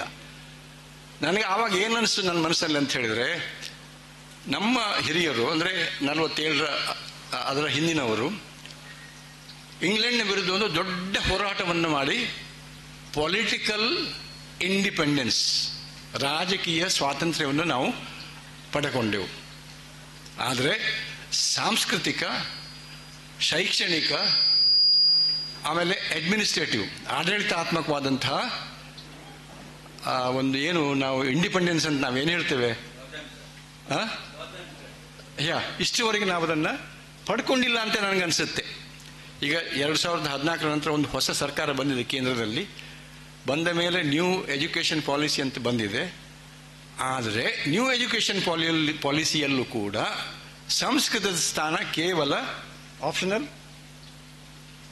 ಅದಕ್ಕೆ ರೆಲೆವೆನ್ಸ್ ಅಂದರೆ ಅಷ್ಟೇ ತಾನೆ ಆಪ್ಷನಲ್, ಅದು ಕೇವಲ ಆಪ್ಷನಲ್. ಆಪ್ಷನಲ್ ಅಂತ ಹೇಳಿದ್ರೆ ಏನಾಗುತ್ತೆ? ಐಚ್ಛಿಕವಾದ್ದು. ಅದನ್ನು ಯಾವ್ದ್ರ ಒಟ್ಟಿಗೆ ನಿಲ್ಲಿಸ್ತೀರಿ ನೀವು? ಅದು ಯಾವುದು ಭಾರತೀಯ ಭಾಷೆ ಆಗ್ಬೋದು, ಫ್ರೆಂಚ್ ಆಗ್ಬೋದು. ಇವತ್ತು ನಮ್ಮಲ್ಲಿ ಫ್ರೆಂಚು, ಜರ್ಮನ್ನು, ಆಮೇಲೆ ಬೇರೆ ಸ್ಪ್ಯಾನಿಷ್ ಇತ್ಯಾದಿ ಭಾಷೆಗಳನ್ನು ಕಲಿಸ್ತಾ ಇದ್ದಾರೆ. ಈ ಒಂದು ಪರಿಸ್ಥಿತಿಯನ್ನು ನಾವು ಹೇಗೆ ಎದುರಿಸೋದು? ಈ ಸಂಸ್ಥೆಗಳು, ನೀವೆಲ್ಲ ಪಂಡಿತರು, ನೀವೆಲ್ಲ ಏನು ಮಾಡ್ಬೋದು? ಅದಕ್ಕೋಸ್ಕರ ನನ್ನ ಒಬ್ಬರು ಯಾರೋ ಒಬ್ಬರು ಮಿತ್ರರು ಒಂದು ಬಹಳ ಸುಲಭವಾದಂಥ 1 ಮಿನಿಟ್ ಸಂಸ್ಕೃತ ಅಂತ ಒಂದು ಕಾರ್ಯಕ್ರಮ ಮಾಡ್ತಾರೆ. ಕೇಳಿದ್ದೀರಾ ನೀವು? ನಿಮ್ಗೆ ಕಳಿಸಿದ್ದೆ, ತಾವು ಕೇಳಿದ್ದೀರಾ? 1 ಮಿನಿಟ್ ಸಂಸ್ಕೃತ ನೋಡಿ. ಅವರು ಈ ರೀತಿಯ ವಾಕ್ಯಗಳನ್ನು ಕಳಿಸ್ತಾರೆ. ಅಹಂ ಮಮ ಈಶ್ವರಂ ನ ವಿಸ್ಮರಾಮಿ. ಲಿಂಗ ವಿಭಕ್ತಿ ಅದು ಇದು ಎಂಥದೂ ಇಲ್ಲ, ಬರೀ ವಾಕ್ಯ. ಅಹಂ ಮಮ ಈಶ್ವರಂ ನ ವಿಸ್ಮರಾಮಿ. ಈಶ್ವರಸ್ಯ ಸ್ಮರಣಂ ಪ್ರಾತಃ ಕರೋಮಿ. ಈಶ್ವರಸ್ಯ ಸ್ಮರಣಂ ಸಾಯಂಕಾಲೇ ಕರೋಮಿ. ಈಶ್ವರಸ್ಯ ಸ್ಮರಣಂ ಭೋಜನಾತ್ ಪೂರ್ವಂ ಕರೋಮಿ. ನೋಡಿ, ಇಲ್ಲಿ ಯಾವುದು ಸುಮ್ಮನೆ ಇದು ಅರ್ಥ ಆಗ್ತದೆ, ಸಾಮಾನ್ಯ ಜನರಿಗೆ ಅರ್ಥ ಆಗ್ತದೆ. ಈಶ್ವರಸ್ಯ ಸ್ಮರಣಂ ಪಠನಾತ್ ಪೂರ್ವಂ ಕರೋಮಿ. ಈಶ್ವರಸ್ಯ ಸ್ಮರಣಂ ನಿದ್ರಾಯಾಮ್ ಅಪಿ ಕರೋಮಿ. ಈಶ್ವರಸ್ಯ ಸ್ಮರಣಂ ಸದೈವ ಕರೋಮಿ. ಅಹಂ ಮಮ ಈಶ್ವರಂ ನ ವಿಸ್ಮರಾಮಿ. ವಯಂ ಸುಮಧುರಾಂ ವಾಣೀಂ ವದೇಮ. ಮಯೂರಃ ಸಂತೋಷೇಣ ನೃತ್ಯತಿ. ಅಹಂ ಸಂತೋಷೇಣ ಕಾರ್ಯಂ ಕರೋಮಿ. ಹೀಗೆ ಬಹಳ ಸುಂದರವಾದ ಸರಳವಾದ ವಾಕ್ಯಗಳನ್ನು ಅವರು ಕೊಡ್ತಾ ಇರ್ತಾರೆ. ಆಮೇಲೆ ಅರ್ಥ ಹೇಳ್ತಾರೆ ಅಷ್ಟೇ. ಮತ್ತೆ ಬಾಕಿದು ಯಾವ ವಿಭಕ್ತಿ, ಯಾವ ವಚನ, ಯಾವ ಲಕಾರ ಯಾವುದೂ ಇಲ್ಲ. ಭಾಷೆ ಮೇಲೆ ಹಿಡಿತ ಬಂದ ಮೇಲೆ ಮತ್ತೆ ನೀವು ಒಂದು ಹಂತಕ್ಕೆ ತಲುಪಿದ ಮೇಲೆ ನಿಧಾನವಾಗಿ ಪಾಣಿನಿಯ ವ್ಯಾಕರಣವನ್ನು ಇಂಟ್ರಡ್ಯೂಸ್ ಮಾಡಿದರೆ ಪ್ರಾಯಶಃ, ಈಗ ನನ್ನ ಸಮಸ್ಯೆ ಏನು ಅಂತಂದರೆ ಸ್ಮರಣೆ. ನನ್ನ ಪ್ರಾಯದಲ್ಲಿ ಇದೆಲ್ಲ ನಾನು 3-4 ಸರ್ತಿ ಓದಿದ್ದೀನಿ, ಆದರೂ ನನಗೆ ಎಲ್ಲ ವಾಕ್ಯಗಳನ್ನು ಈಗ ಕಂಠಪಾಠ ಮಾಡಿ ಹೇಳಲಿಕ್ಕೆ ನನಗೆ ಬರೋದಿಲ್ಲ. ಕೆಲವು ಸರ್ತಿ ಸ್ವಲ್ಪ ನೆನಪಾಗ್ತದೆ, ಕೆಲವು ಸರ್ತಿ ಅರ್ಧ ನೆನಪಾಗ್ತದೆ. ಇದು ನನಗೆ 78 ವರ್ಷ. ಇದು too late in life to learn Sanskrit. ಯಾಕಂದರೆ ಅಲ್ಲಿ ಇಂಗ್ಲೀಷ್ ಕೂತ್ಕೊಂಡಿದೆ, ಹಿಂದಿ ಕೂತ್ಕೊಂಡಿದೆ, ಕನ್ನಡ ಕೂತ್ಕೊಂಡಿದೆ, ತುಳು ಕೂತ್ಕೊಂಡಿದೆ, ಇಷ್ಟೆಲ್ಲ ಸ್ವಲ್ಪ ತಮಿಳು ಕೂತ್ಕೊಂಡಿದೆ. ಇಷ್ಟೆಲ್ಲ ಭಾಷೆಗಳ ಮಧ್ಯೆ ಇದನ್ನು ಹೋಗಿ ನಾವು ಸೇರಿಸಬೇಕು. ಆದ್ರಿಂದ ನನ್ನ ಒಂದೇ ಒಂದು ಅಪೀಲ್, ಯಾಕಂತಂದ್ರೆ ಇಡೀ ಭಾರತಕ್ಕೆ ಈ ಭಾಷೆ ಇವತ್ತಿಗೂ ನಮಗೆ ಒಂದು ಭಾಷೆ ಇಲ್ಲ, ಇವತ್ತಿಗೂ ನಮಗೆ ಒಂದು ಭಾಷೆ ಇಲ್ಲ. ಇಂಗ್ಲೀಷೇ ಅದು ಪರ್ಯಾಯ ಭಾಷೆ. ಆ ಗೊಂದಲ ನಾವು ಸಾರ್ಟ್ ಔಟ್ ಮಾಡೇ ಇಲ್ಲ. ಕೋರ್ಟ್ನಲ್ಲಿ ಒಂದು ಇಂಗ್ಲಿಷ್ ಭಾಷೆ, ಯೂನಿವರ್ಸಿಟಿಗಳಲ್ಲಿ ಇಂಗ್ಲಿಷ್ ಭಾಷೆ. ಹಾಗೆನ್ನುವಾಗ ನಮ್ಮ ಆ ಇಂಗ್ಲೀಷಿನ ಮೂಲಕ ಸೀದಾ ಅಮೆರಿಕಕ್ಕೆ ಹೋಗ್ತದೆ, ಇಂಗ್ಲೀಷ್ನ ಮೂಲಕ ಸೀದಾ ಇಂಗ್ಲೆಂಡಿಗೆ ಹೋಗಿ ಲಿಂಕ್ ಆಗ್ತದೆ. ಇಂಗ್ಲೀಷ್ನ ಮೂಲಕ ಅದು ಭಾರತಕ್ಕೆ ಲಿಂಕ್ ಆಗೋದೇ ಇಲ್ಲ. ಭಾರತದಿಂದ ಡಿ ಲಿಂಕ್ ಆಗ್ತಾ ಹೋಗ್ತದೆ. ಅದನ್ನು ಡಿರ್ಯಾಸಿನೇಷನ್ ಅಂತಾರೆ. ನಾವು ನಮ್ಮ ಮಕ್ಕಳನ್ನು 3ನೇ ವರ್ಷ KG ನರ್ಸರಿ KG ಲೆವೆಲಿಂದ ಡಿರ್ಯಾಸಿನೇಟ್ ಮಾಡ್ತಾ ಇದ್ದೇವೆ. ನಾನು ಬೆಂಗಳೂರಲ್ಲಿ ನೋಡಿದ್ದೇನೆ, ಮನೆಗೆ ಟೀಚರು ಮೆಸೇಜ್ ಕಳಿಸ್ತಾರೆ, ನಿಮ್ಮ ಮಗು ಇಂಗ್ಲೀಷ್ ಮಾತಾಡೋದಿಲ್ಲ, 3ನೇ ವರ್ಷದ ಮಗು, ನೀವು ಮನೆಯಲ್ಲಿ ಅದರೊಟ್ಟಿಗೆ ಇಂಗ್ಲೀಷೇ ಮಾತಾಡಬೇಕು ಅಂತ ಅಪ್ಪ ಅಮ್ಮನಿಗೆ ಟೀಚರ್ಗಳು ಕಳಿಸ್ತಾರೆ. ಈ ಹಂತದಲ್ಲಿ ನಾವಿದ್ದೇವೆ. ಈ ಸಮಸ್ಯೆಯನ್ನು ನಾನು ಈ ಒಂದು ವಿದ್ವಜ್ಜನರ ಸಮೂಹದಲ್ಲಿ ನಾನು ಹಂಚಿಕೊಂಡಿದ್ದೇನೆ. ಮುಂದೆ ಗೊತ್ತಿಲ್ಲ ಇದಕ್ಕೆ ಸೊಲ್ಯೂಷನ್ ಏನಂತ ನನಗೆ ಗೊತ್ತಿಲ್ಲ. ಆದ್ರಿಂದ ಇದಿಷ್ಟು ನನ್ನ ಅಭಿಪ್ರಾಯಗಳನ್ನು ಹಂಚಿಕೊಂಡ ಮೇಲೆ ಇವತ್ತಿನ ಈ ಸಭೆಯಲ್ಲಿ ನಮಗೆ ಬಂದು ಒಂದಷ್ಟು ಮಾತಾಡಲಿಕ್ಕೆ ಅವಕಾಶವನ್ನು ಕಲ್ಪಿಸಿಕೊಟ್ಟ ಮರಾಠಿಯವರಿಗೂ ನನ್ನ ಗೌರವವನ್ನು ಅಥವಾ ಧನ್ಯವಾದಗಳನ್ನ ಅರ್ಪಿಸ್ತೇನೆ. ಅದೇ ರೀತಿ ಸಂಸ್ಕೃತಕ್ಕಾಗಿ ವಿಶೇಷವಾದಂತಹ ಕೊಡುಗೆಯನ್ನು ನೀಡಿದ ಶ್ರೀಮಾನ್ ದಿವಂಗತ ಹಂಪಿಹೊಳೆಯವರಿಗೂ ಸಹ ನನ್ನ ಗೌರವವನ್ನು ಅರ್ಪಿಸ್ತಾ ನನ್ನ 2 ಮಾತುಗಳನ್ನು ಮುಗಿಸ್ತೇನೆ. ನಮಸ್ಕಾರ. ಜೈ Hind. Air vice marshal Shri Ramesh Karnik ಅವರು ಸಂಸ್ಕೃತಸ್ಯ ವರ್ಧನಾರ್ಥಂ ಸಂಸ್ಕೃತಸ್ಯ ಪ್ರಚಾರಾರ್ಥಂ ವಿಶೇಷ ಮಾರ್ಗದರ್ಶನಂ ದತ್ತವಂತಹ. ಅಗ್ರಿಮ ಕಾರ್ಯಕ್ರಮೇ ವಯಂ ಭವತಾಂ ಮಾರ್ಗದರ್ಶನಂ ಅತ್ಯಂತ ಸೂಕ್ತರೂಪೇಣ ಕುರ್ಮಃ ಇತಿ ಇದಾನಿಂ ವದಾಮಿ. ಧನ್ಯವಾದः ಮಹೋದಯ.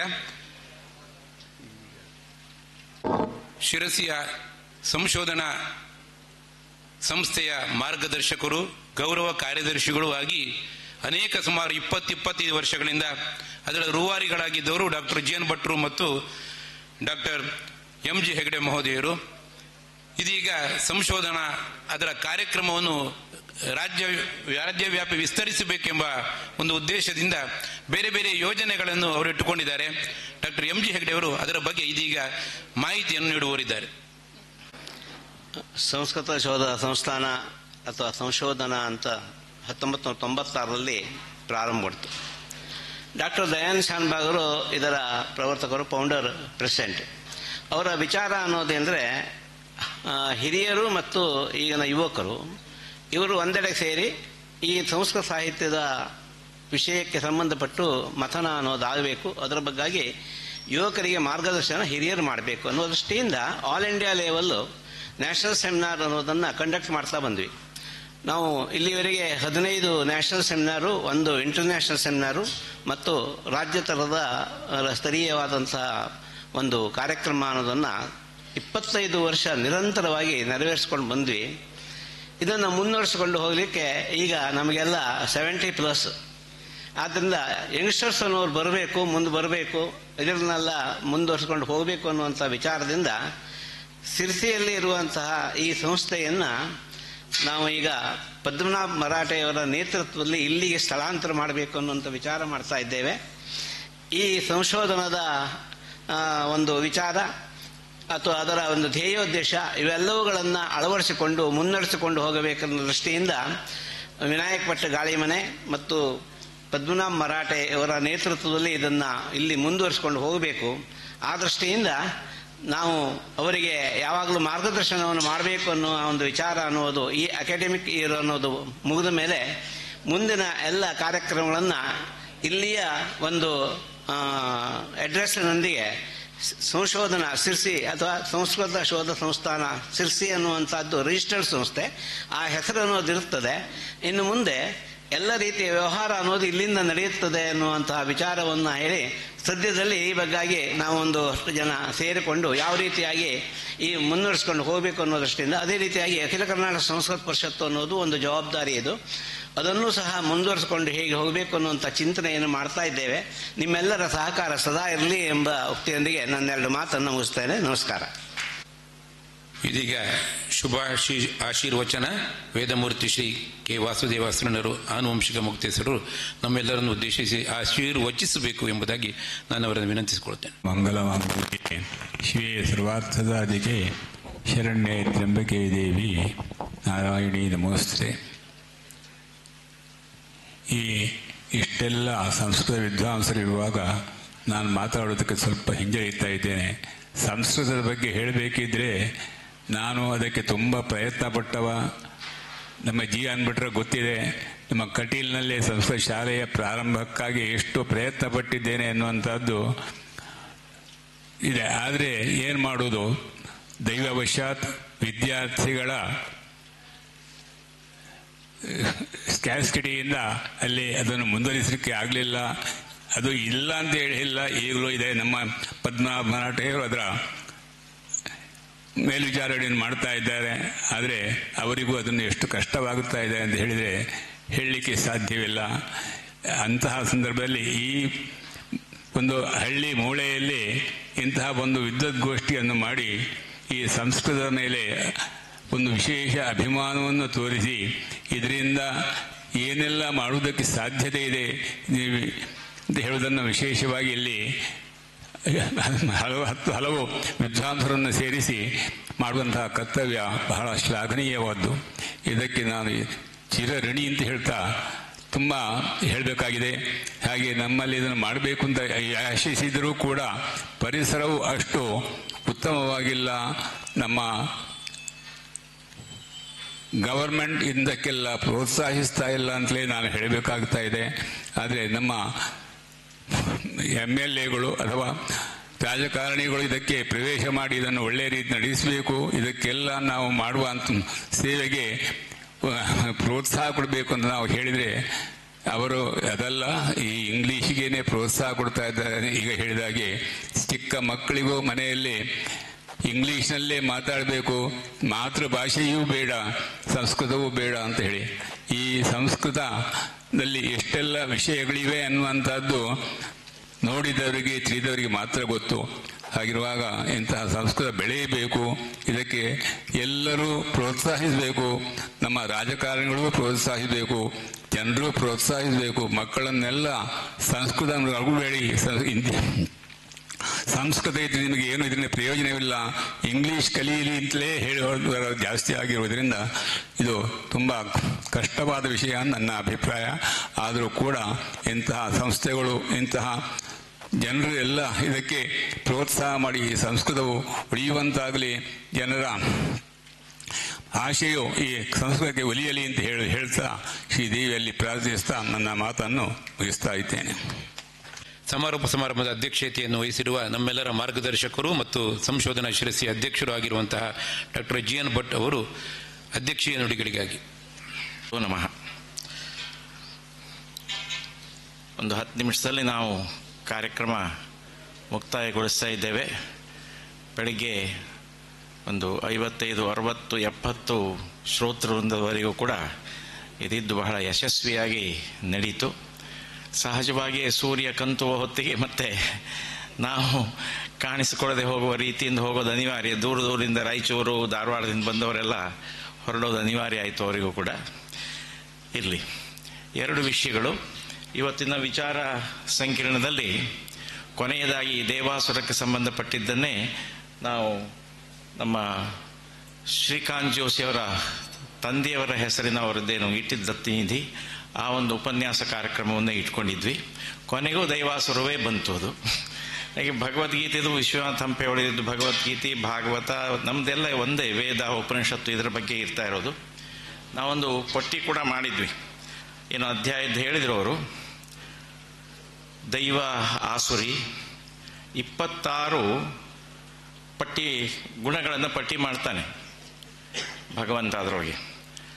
ಅಭಯಂ ಸತ್ಯ ಸಂಶುದ್ಧಿ ಅಂತ ಪ್ರಾರಂಭದಲ್ಲೇ ಶುರುವಾಗ್ತದೆ. ಇದು ಜ್ಞಾನ, ಸಂಯೋಗ, ದಾನ, ದಮ, ಯಜ್ಞ, ಸ್ವಾಧ್ಯಾಯ, ತಪಸ್ಸು, ಆರ್ಜವ, ಅಹಿಂಸೆ, ಸತ್ಯ, ಅಕ್ರೋಧ, ತ್ಯಾಗ, ಶಾಂತಿ, ಅಪೈಶುನ. ಅಪೈಶುನ ಅಂದರೆ ಸುಳ್ಳು ಹೇಳದೇ ಇರೋದು. ಭೂತದಯೆ, ಅಲೋಲುಪತೆ, ಮೃದುತ್ವ, ನಮ್ರತ, ಅಚಾಪಲ, ತೇಜಸ್ಕ್ಷಮ, ಧೃತಿ, ಶೌಚಂ, ಅದ್ರೋಹಂ, ಅತ್ಯಾಭಿಮಾನ ಇಲ್ಲದೇ ಇರೋದು ಕೂಡ ಸೇರಿ. ಹೀಗೊಂದು 26, ಕೆಲವರು 27 ಅಂತಲೂ ಕೂಡ ಅದನ್ನು ಗಮನಿಸ್ತಾರೆ. ಆ ರೀತಿಯಾಗಿ ದೈವಿ ಗುಣಗಳು ಅಂತ ಇದೇನು ಸ್ಪಷ್ಟಪಡಿಸಿ ಯಾಕೆ ಹೇಳಿದ್ರು ಅಂತಂದರೆ, ಇದರೊಳಗೆ ಯಾವ್ದಾದ್ರು ಒಂದು 2-3 ಇತ್ತು ನೋಡಿ, ಅವನಲ್ಲಿ ಒಂದು ಸ್ವಲ್ಪ ದೈವಾಂಶ ಇದೆ, ಅವನು ಸ್ವಲ್ಪ ಒಳ್ಳೆ ಗುಣದವನು ಅಂತ ಹೇಳ್ತೇವೆ. ಅದೇ ಇದಕ್ಕೆ ವಿರುದ್ಧವಾದ ಆಸುರಿ ಗುಣ ಅಂತಂದ್ರೆ ಅದು ನಾನು ಬೆಳಗ್ಗೆ ಹೇಳಿದ ಹಾಗೆ ಇಂದ್ರಿಯದಲ್ಲೇ ಎಲ್ಲರೂ ಇರ್ತಾ ಇರೋದು. ಆಚೆ ಆದರೆ ಆಚೆ, ಈಚೆ ಆದರೆ ಈಚೆ ಬಂದ್ಬಿಡ್ತೇವೆ. ಅದು ಅದರೊಳಗೆ ವಿಶೇಷ ಬರ್ತಾ ಇರೋದು ಇದೆ, ದಂಭಾಹಂಕಾರ ಸಂಯುಕ್ತ. ಇದು ಅಭಯಂ ಸತ್ವ ಸಂಶುದ್ಧಿ ಅಂತಿದ್ರೆ ಅಲ್ಲಿ ಕ್ರೋಧ, ಅಹಂಕಾರ, ನಿರ್ಲಜ್ಜೆ, ನಾನೇ, ಅದನ್ನು ಹೇಳಿದ್ರಲ್ಲ, ಎಲ್ಲ ನಾನೇ. ಈಗಿನ ರಾಜಕಾರಣಿಗಳು ಹೇಳ್ತಾರಲ್ಲ, ನಾನೇ ಇರುವವನು, ಮುಂದೂ ನಾನೇ ಇರುವವನು, ಹಿಂದೂ ನಾನೇ ಇರುವವನು. ನೀನಲ್ಲ, ನೀನು ಅಲ್ಲವೇ ಅಲ್ಲ, ನಾನು ಅಂತಲೇ ಬರ್ತಾ ಇರೋದು. ಮತ್ತೇನಾದ್ರು ಕೇಳಿದ್ರೆ ಅವನಿಗೆ ನಾವೇನು ಪೆದಂಬು ಮಾತಾಡೋದಲ್ಲ, ಹೊಡೆಯೋದೆ, ಬಾಯಿ ಮುಚ್ಚಿಸೋದೆ, ಮುಗೀತು, ನಾನು ಹೇಳಿದ್ದೇ ಸತ್ಯ ಅಂತ. ದುರಹಂಕಾರ ಅಲ್ಲ ಅಹಂಕಾರ ಅಂತಂದರೆ. ಆ ರೀತಿ ಒಂದು ವರ್ಗೀಕರಣ ಮಾಡಿಬಿಟ್ಟಿದ್ದಾರೆ. ಇದು ದೈವಿ ಗುಣಗಳು, ಇದು ಆಸುರಿ ಗುಣಗಳು. ಹಾಗಾಗಿ ಯಾರನ್ನಾರು ಒಬ್ಬರನ್ನ ನೋಡ್ಕೊಂಡು ಕೂಡಲೇ ಯಾವುದು ಹೆಚ್ಚಿದೆ, ಎಂಥ ದೇವತಾ ಮನುಷ್ಯ ಅಂತ ಹೇಳ್ತೇವೆ. ಅಯ್ಯೋ ಅವನು ರಾಕ್ಷಸ ಇದ್ದಾಗಿದ್ದಾನೆ ಅಂತ ಹೇಳ್ತೇವೆ. ಅನಾಚಾರ, ಅತ್ಯಾಚಾರ ಕೂಡಲೇ ಗೊತ್ತಾಗ್ಬಿಡ್ತದೆ, ಮಾತಿನಂತೆ ಗೊತ್ತಾಗ್ತದೆ, ನಡಿಗೆಯಲ್ಲೇ ಗೊತ್ತಾಗ್ತದೆ, ಕೆಲವು ಸಲ ಕೈ ಎತ್ತೋದ್ರೊಳಗೆ ಗೊತ್ತಾಗ್ತದೆ, ಕಣ್ಣಿನಲ್ಲಿ ಗೊತ್ತಾಗ್ತದೆ, ಮುಖ ನೋಡಿದ ಕೂಡಲೇ ಗೊತ್ತಾಗ್ತದೆ.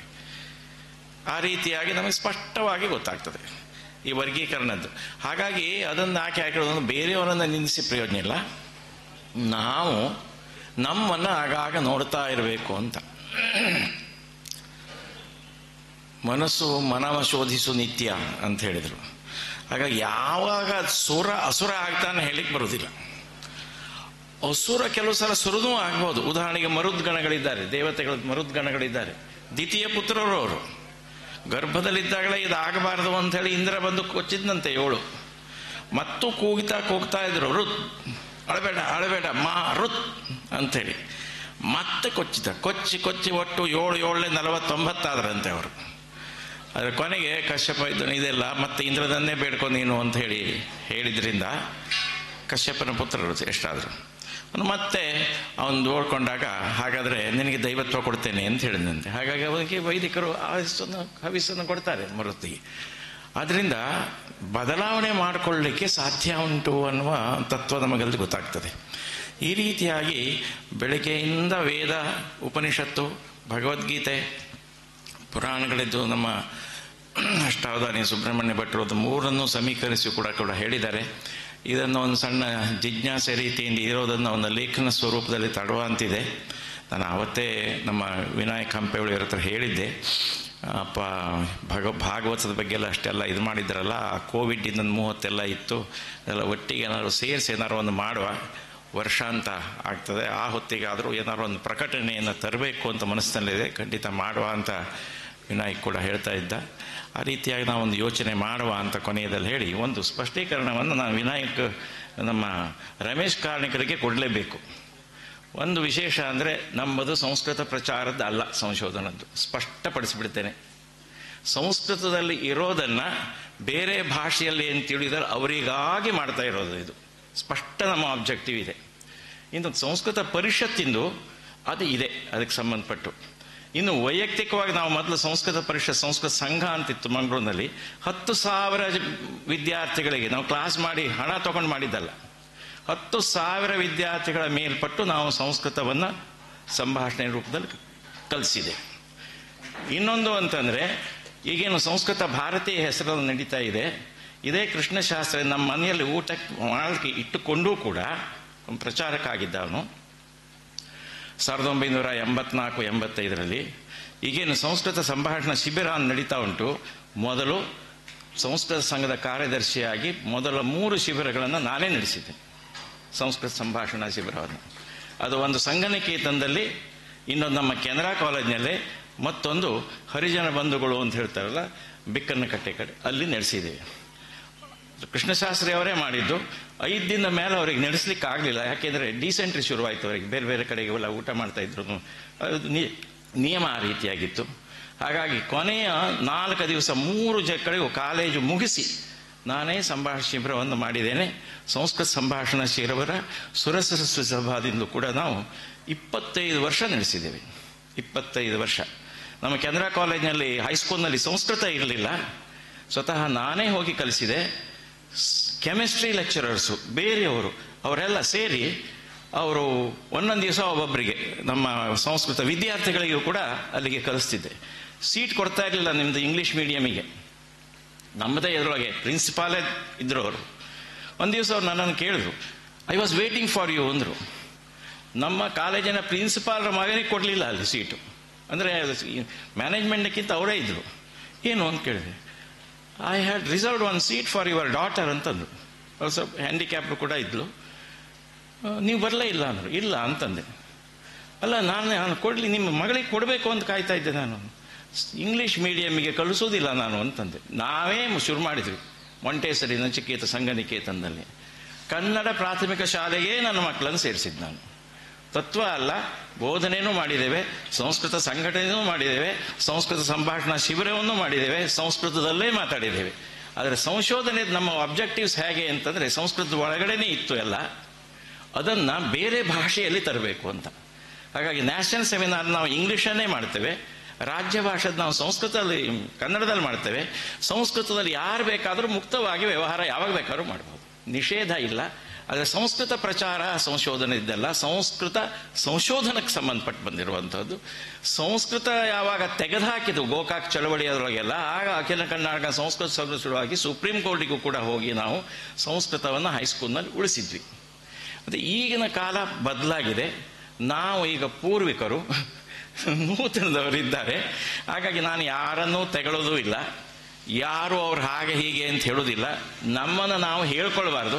ಅಂದರೆ ನೀವು ಹೇಳಿ ನಮ್ಮ ಮುಂದೆ ಪ್ರಶ್ನೆ ಇಟ್ಟಿದ್ರಿಂದ ನಾವು ಈ ವಿಷಯಗಳನ್ನು ಹೇಳಬೇಕಾಯ್ತು. ಅಲ್ಲ, ನೀವು ನಮ್ಮನ್ನು ಸಂಶೋಧನದು ನೀವು ಯಾಕೆ ಹೀಗೆ ಬೆಳಗ್ಗೆ ಸಂಸ್ಕೃತದ್ದು ಅಂತ ಹೇಳಿದ್ರಿಂದ ನಾನು ಹೇಳಿದೆ ಅಷ್ಟೇ. ಅಲ್ಲ, ಅದಕ್ಕಾಗಿ ನಾನು ನಿಮಗೆ ಹೇಳಿದೆ ಅದಲ್ಲ ಇದು ಅಂತೇಳಿ ನಾನು ಹೇಳಿದೆ. ಮತ್ತು ಹಾಗಾಗಿ ಸಂಸ್ಕೃತದಲ್ಲಿ ಶುರು ಮಾಡಿದ್ರು ಅವರು. ನಾವು ಸಂಸ್ಕೃತದಲ್ಲೇ ಮಾತಾಡ್ಬೋದು, ಇವತ್ತು ಮಾತಾಡಿದವರೆಲ್ಲ ಸಂಸ್ಕೃತದಲ್ಲೇ ಮಾತಾಡ್ಬೋದು. ಆದರೆ ಭಾಷೆ ಪ್ರಧಾನ ಆಗ್ಬಿಡ್ತದೆ, ಭಾವ ಹೊರತು ವಿಷಯ ಹೊರಟು ಹೋಗ್ಬಿಡ್ತದೆ. ನಾವು ವಿಷಯಕ್ಕೆ ಪ್ರಧಾನವನ್ನು ಹೆಚ್ಚು ಕೊಡಬೇಕು ಅಂತ ಮಾಡಿದ್ದು. ಸಂಸ್ಕೃತದಲ್ಲೇ ಕಾರ್ಯಕ್ರಮವನ್ನು ನಡೆಸ್ತೇವೆ ನಾವು. ಆದರೆ ಈ ಬಾಲಭಾಷೆಯಲ್ಲಿ ನಾವು ಪ್ರಾರಂಭ ಮಾಡಿದ್ರೆ ಎಲ್ಲ ಗೊತ್ತಿದೆ ಅಂಥೇಳಿ ಮತ್ತು ಕೊನೆಗೆ ಅದು ಕ್ಲಾಸ್ ಆಗ್ಬೋದು, ಇದು ಕ್ಲಾಸ್ ಆಡಿಯನ್ಸ್ ಆಗ್ಬೋದು. ಈ ಆಡಿಯನ್ಸಿಗೆ ಇದಕ್ಕೆ ನಮಗೆ ನಾವು ಕನ್ನಡವನ್ನು ಅಥವಾ ಯಾರಿಗೆ ಹೆಚ್ಚು ಚೆನ್ನಾಗಿ ನಡೆಸ್ತದೆ ವ್ಯವಹಾರ ಅದನ್ನು ಮಾಡ್ಬೋದು. ಆದ್ದರಿಂದ ಈ ಒಂದು ವಿಷಯವನ್ನು ಹೇಳಿದೆ. ಯಾಕೆಂದರೆ ತಪ್ಪು ಅಭಿಪ್ರಾಯ ಆ ಕಡೆ ಹೋಗಬಾರ್ದು. ಯಾಕೆ ಹೀಗೆ ಅಂತೇಳಿ ನೀವು ಕೇಳಿದ್ರಿ, ನಾನು ಉತ್ತರ ಕೊಡೋದು ನಾನು ಅಧ್ಯಕ್ಷ ಆಗಿ ಅನಿವಾರ್ಯ. ಆದ್ದರಿಂದ ನಾನು ಆ ವಿಷಯವನ್ನು ಹೇಳಿದೆ. ಸಂಸ್ಕೃತ ಭಾಷೆಗೆ ಸಂಬಂಧಪಟ್ಟು, ಮಾತುಕತೆಗೆ ಸಂಬಂಧಪಟ್ಟು ನಿಜ ಹೇಳಬೇಕು ಅಂತಂದರೆ, ನಾವು ಕಲಿಯೋ ಹೊತ್ತಿಗೆ ನಾವು ಅಧ್ಯಾಪಕರಲ್ಲಿ ಒಂದೇ ಒಂದು ಸಂಸ್ಕೃತ ವಾಕ್ಯ ಕೇಳಲಿಲ್ಲ ನಾವು. ಆದರೆ ಸಂಸ್ಕೃತದಲ್ಲಿಯೇ ನಾವು ಕಾರ್ಯಕ್ರಮವನ್ನು ಮಾಡಿದ್ದೇವೆ ಪೂರ್ತಿಯಾಗಿ. ಸಂಸ್ಕೃತದ ಕವಿಗೋಷ್ಠಿ ಪಬ್ಲಿಷ್ ಮಾಡಿದ್ದೇವೆ, ಪುಸ್ತಕ ಮಾಡಿ ನಾವು. ಚಂದ್ರಂಗತೋ ಮಾನವ, ಚಂದ್ರನ ಹತ್ರ ಹೋದ್ರಲ್ಲ, ಆಗ ಒಂದು ಇಡೀ ದಿವಸ ನಾವು ಆಶು ಕವಿಗೋಷ್ಠಿ ಮಾಡಿದ್ದೇವೆ. ಆಶು ಕವಿಗೋಷ್ಠಿ ಸಂಸ್ಕೃತದಲ್ಲಿ 8 ಸಂಸ್ಕೃತ ಸಮ್ಮೇಳನಗಳನ್ನು ಮಾಡಿದ್ದೇವೆ ನಾವು. ಅದು 8 ಹೆಚ್ಚಾಗಿರ್ಬೋದು ಈಗ. ಹಾಗಾಗಿ ಅವರು ವೆಂಕಟೇಶ್ ಗಿರಿ ಹದೇ ಅವರು ನಿಯೋಜಿತ ಅಧ್ಯಕ್ಷರು ಅಖಿಲ ಕರ್ನಾಟಕ ಸಂಸ್ಕೃತ. ಆ ವೇದಿಕೆಯಲ್ಲಿ ಅದಕ್ಕೆ ಸಂಬಂಧಪಟ್ಟು ನಾವು ಮಾಡ್ತೇವೆ. ವಿಷಯ ಪ್ರಧಾನ ಅಲ್ಲ ಅಲ್ಲಿ. ಸಂಸ್ಕೃತ ಸಂಘಟನೆ, ಸಂಸ್ಕೃತ ಭಾಷೆಗೆ ಪ್ರಧಾನ. ಸಂಶೋಧನಾ ಇದು ಅಧ್ಯಯನ ಆಗಿದ್ದನ್ನು ಮತ್ತೆ ಪುನಃಸಂಧಾನ ಮತ್ತು ಸಂಶೋಧನೆಗೆ ಸಂಬಂಧಪಟ್ಟು ಪ್ರಕಾಶನೆಗೆ ಕೊಡ್ತಾ ಇರುವಂಥದ್ದು. ಒಂದು ಪ್ರಕಟಣೆ ಮೊದಲು ಕೊಟ್ಟಿದ್ವಿ ನಾವೇನೋ, ಕೇಳಬಹುದು, ಮಾಡಬಹುದು. ಇಷ್ಟೊತ್ತಿಗೆ ಸರಿಯಾಗಿ ನಾವು ಈ ಕಾರ್ಯಕ್ರಮಗಳನ್ನು ಸಮಾರೋಪದಿಂದ ಮಾಡ್ತಾ ಇದ್ದೇವೆ. ಕಾರ್ಕಳದ ಪರಿಸರದವರು, ಮೂಡುಬಿದಿರೆಯವರೆಲ್ಲ ಬಂತು. ಒಂದು ವಿನಂತಿ, ಉಡುಪಿನೂ ಎಲ್ಲ ಸೇರಿಸ್ಕೊಳ್ಬೇಕು. ಯಾಕಂದರೆ ಇದು ಜಿಲ್ಲೆ ಉಡುಪಿ ಹೆಸರಿನಲ್ಲಿದೆ. ಕಡಗೋಲು ಕೃಷ್ಣ ಗುಜರಾತ್ನಿಂದ ಬಂದಿದ್ದಾನೆ. ಅದನ್ನು ಮತ್ತೆ ಲಕ್ಷ್ಮೀಶ ತೋಡ್ಪಾಡಿಯವರು ನೆನೆಸ್ಕೊಂಡ್ರು ಮಾಡಬಹುದು. ಇಲ್ಲಿಗೆ ನೂತನವಾಗಿ ನಡೀತದೆ ಇನ್ನು ಮೇಲೆ. ಹಾಗೆ ವೆಂಕಟೇಶ್ ಗಿರಿಯವರ ಹತ್ರ ಹೇಳಿದೆ, ಅಲ್ಲಿಯೂ ಸ್ವಾಮಿಗಳು ಕುಕ್ಕೆ ಸುಬ್ರಹ್ಮಣ್ಯದಲ್ಲೂ ತುಂಬ ಆಸಕ್ತರಿಂದ ಇದ್ದಾರೆ. ವರ್ಷಕ್ಕೆ 1-2 ಕಾರ್ಯಕ್ರಮಗಳು.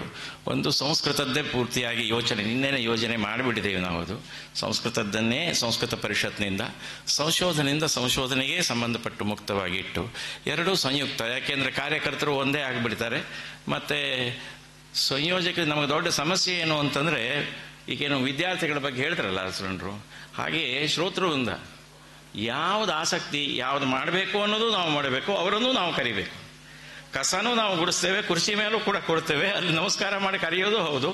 ಈ ದ್ವಿಪಾತ್ರ ತ್ರಿಪಾತ್ರಗಳನ್ನು ಅಭಿನಯ ಮಾಡಿ ನಾವು ನಡೆಸ್ತಾ ಇರ್ತೇವೆ. ಇದು ನಮ್ಗೆ ಅದ್ರ ಬಗ್ಗೆ ಏನು, ಈಗ ನೀವು ಇಷ್ಟು ವಯಸ್ಸು ಆದಮೇಲೂ ಕೂಡ ನೀವು ಯಾವ ರೀತಿಯಾಗಿ ಸಕ್ರಿಯವಾಗಿ ಕಷ್ಟಷ್ಟು ಕಳಕಳಿಯನ್ನು ಸಂಸ್ಕೃತದ ಬಗ್ಗೆ ಇಟ್ಕೊಂಡಿದ್ದೀರೋ, ಹಾಗೆ ನಾವು ಅಷ್ಟೇ ವಯಸ್ಸು 13 ವರ್ಷ ನಿವೃತ್ತಿ ಆದರೂ ಕೂಡ ನಮ್ದಿದು ಪ್ರವೃತ್ತಿ. ಅದು ನಡೆಸ್ಕೊಂಡು ಹೋಗ್ತಾ ಇರ್ತೇವೆ ನಾವು. ಅದೇ ರೀತಿಯಾಗಿ ಶ್ರೋತೃವೃಂದಗಳನ್ನು ಬೇರೆ ಬೇರೆ ಕಡೆಗೆ ನಾವು ನಡೆಸ್ತೇವೆ. ಶಿರ್ಸಿಯಲ್ಲಿ ನಡೆಸಿದ್ದೇವೆ. ಈಗ ನೋಡಿ, ಧಾರವಾಡ, ಕುಮಟಾ ನಮಗೆ ಇಡೀ ವಿಶ್ವನಾಥ ಹಂಪೆವಳಿ ನಮ್ಮ ಸಂಪರ್ಕ ಕೊಂಡಿ ಆಗಿದ್ರು. ಆಗ 2 ಕಡೆಯಿಂದಲೂ ಕೊರತೆ ಇದೆ ನಮಗೀಗ. ಯಾರು ಹೇಗೆ ನಡೆಸಬೇಕು, ನಾನು ವೈಯಕ್ತಿಕವಾಗಿ ಸಂಪರ್ಕ ಮಾಡಿದ್ರು ಯಾರೂ ಸಿಗ್ತಾ ಇಲ್ಲ. ಎಲ್ಲ ಅವ್ರವ್ರ ಸಮಸ್ಯೆಯಲ್ಲಿದ್ದಾರೆ. ನಮ್ಮ ಸಂಪರ್ಕ ಮಾಡೋರೆಲ್ಲ 65 ವರ್ಷದ ಮೇಲಿನವರಾಗಿರ್ತಾರೆ. ನಮಗಲ್ಲಿ 30-40 ವರ್ಷದವರಿದ್ದ ಸಂಪರ್ಕ ನಮಗೆ ಸಿಕ್ಕಲಿಲ್ಲ ಇನ್ನೂ ಕೂಡ. ಹಾಗಾದರೆ ಹೇಗೆ ಮಾಡಬೇಕು? ಅದೇ ಒಂದು ದೊಡ್ಡ ಸಮಸ್ಯೆ ನಮಗೆ. ಅದೇ ಒಂದು ಸಂಶೋಧನೆ ಆಗ್ತದೆ. ಆದರೆ ಸಂಸ್ಕೃತ ಸಂಭಾಷಣೆ ಮಾಡುವಂಥದ್ದು ಈಗ ದೊಡ್ಡದಾಗಿ ಬೇರೆ ಬೇರೆ ಸಂಸ್ಥೆಗಳಿವೆ, ಅವ್ರು ಮಾಡ್ತಾ ಇದ್ದಾರೆ. ಹಾಗಾಗಿ ಅದನ್ನು ನಾವು ಮಾಡಬೇಕು ಅಂತ ಹೇಳೋದೇನಿಲ್ಲ. ಯಾರು ಮಾಡ್ತಾರೋ ಬಹಳ ಸಂತೋಷ. ಅವ್ರಿಗೆ ಬೇಕಾದ್ರೆ ಸಹಕಾರ ನಾವು ಕೊಡ್ಬೋದು, ನಾವು ಕರೆದ್ರೆ ನಾವು ಕೊಡ್ಬೋದು. ಅದು ನಾವೇ ಮಾಡಿದ್ದೇವೆ ಮೊದಲು. ಮತ್ತು ಅದೇ ಕೆಲಸ ನಾವು ಮಾಡ್ತಾ ಇರೋದು ನಮಗೆ ಕಷ್ಟ ಆಗ್ತದೆ. ನಮಗೇನು ಬೇಕು, ಉಳಿದವರಿಗೆ ಏನು ಬೇಕು, ಅದೆರಡನ್ನೂ ಒಟ್ಟಿಗೆ ಸೇರಿ ನಾವು ನಡೆಸ್ತಾ ಇದ್ದೇವೆ. ನಿಮ್ಮ ಸಲಹೆಗಳು, ಮಾರ್ಗದರ್ಶನಗಳಿಗೂ ನಾವು ಗೌರವ ಕೊಡ್ತೇವೆ, ಕೃತಜ್ಞರಾಗಿದ್ದೇವೆ. ಈ ಕೆಲವು ಮಾತುಗಳನ್ನು ನಾನು ಮುಕ್ತಾಯವಾಗಿ ಮುಕ್ತ ಸಂವಾದ ರೀತಿಯಿಂದ ಹಂಚಿಕೊಂಡು 12 ಮಾತನ್ನು ಮುಗಿಸ್ತೇನೆ. ಸರ್ವೇ ಜನ ಸುಖಿನೋ ಭವಂತು ಸರ್ವೇ. ಒಂದು ಶ್ರೀಕಾಂತ್ ಜೋಶಿಯವರು ಅವರೇ ಈ ಒಂದು ದತ್ತಿ ನಿಧಿಯದು ಪ್ರವರ್ತಕರಾದ್ದರಿಂದ ಅವರೇ ನಮ್ಮ ವಿದ್ವಾನ್ ಡಾಕ್ಟರ್ ವಿನಾಯಕ ಗಾಳಿಮನೆಯವರಿಗೆ ಕೊಡಬೇಕು ಅಂತ ಕೇಳ್ಕೊಳ್ತೇನೆ. ಕೆ ವಾಸುದೇವಾಸನ್ ಅವರಿಗೆ ಗೌರವಾರ್ಪಣೆ ಶ್ರೀ MG ಹೆಗಡೆಯವರು ಮತ್ತು ಡಾಕ್ಟರ್ ಮರಾಠಿಯವರು ಸೇರಿ ಸಂಯುಕ್ತವಾಗಿ ಮಾಡ್ತಾ ಇದ್ದಾರೆ. ಬ್ರಹ್ಮಾಸಿ ತ್ವಮೇವ ಪ್ರತ್ಯಕ್ಷಂ ಬ್ರಹ್ಮ ವದಿಷ್ಯಾಮಿ ಋತಂ ವದಿಷ್ಯಾಮಿ ಸತ್ಯಂ ವದಿಷ್ಯಾಮಿ ತನ್ಮಾಮವತೋ ತದ್ಭಕ್ತಾರಮವತೋ ಅವತು ಮಾಂ ಅವತು ಭಕ್ತಾರಂ. ಓಂ ಶಾಂತಿ ಶಾಂತಿ ಶಾಂತಿ.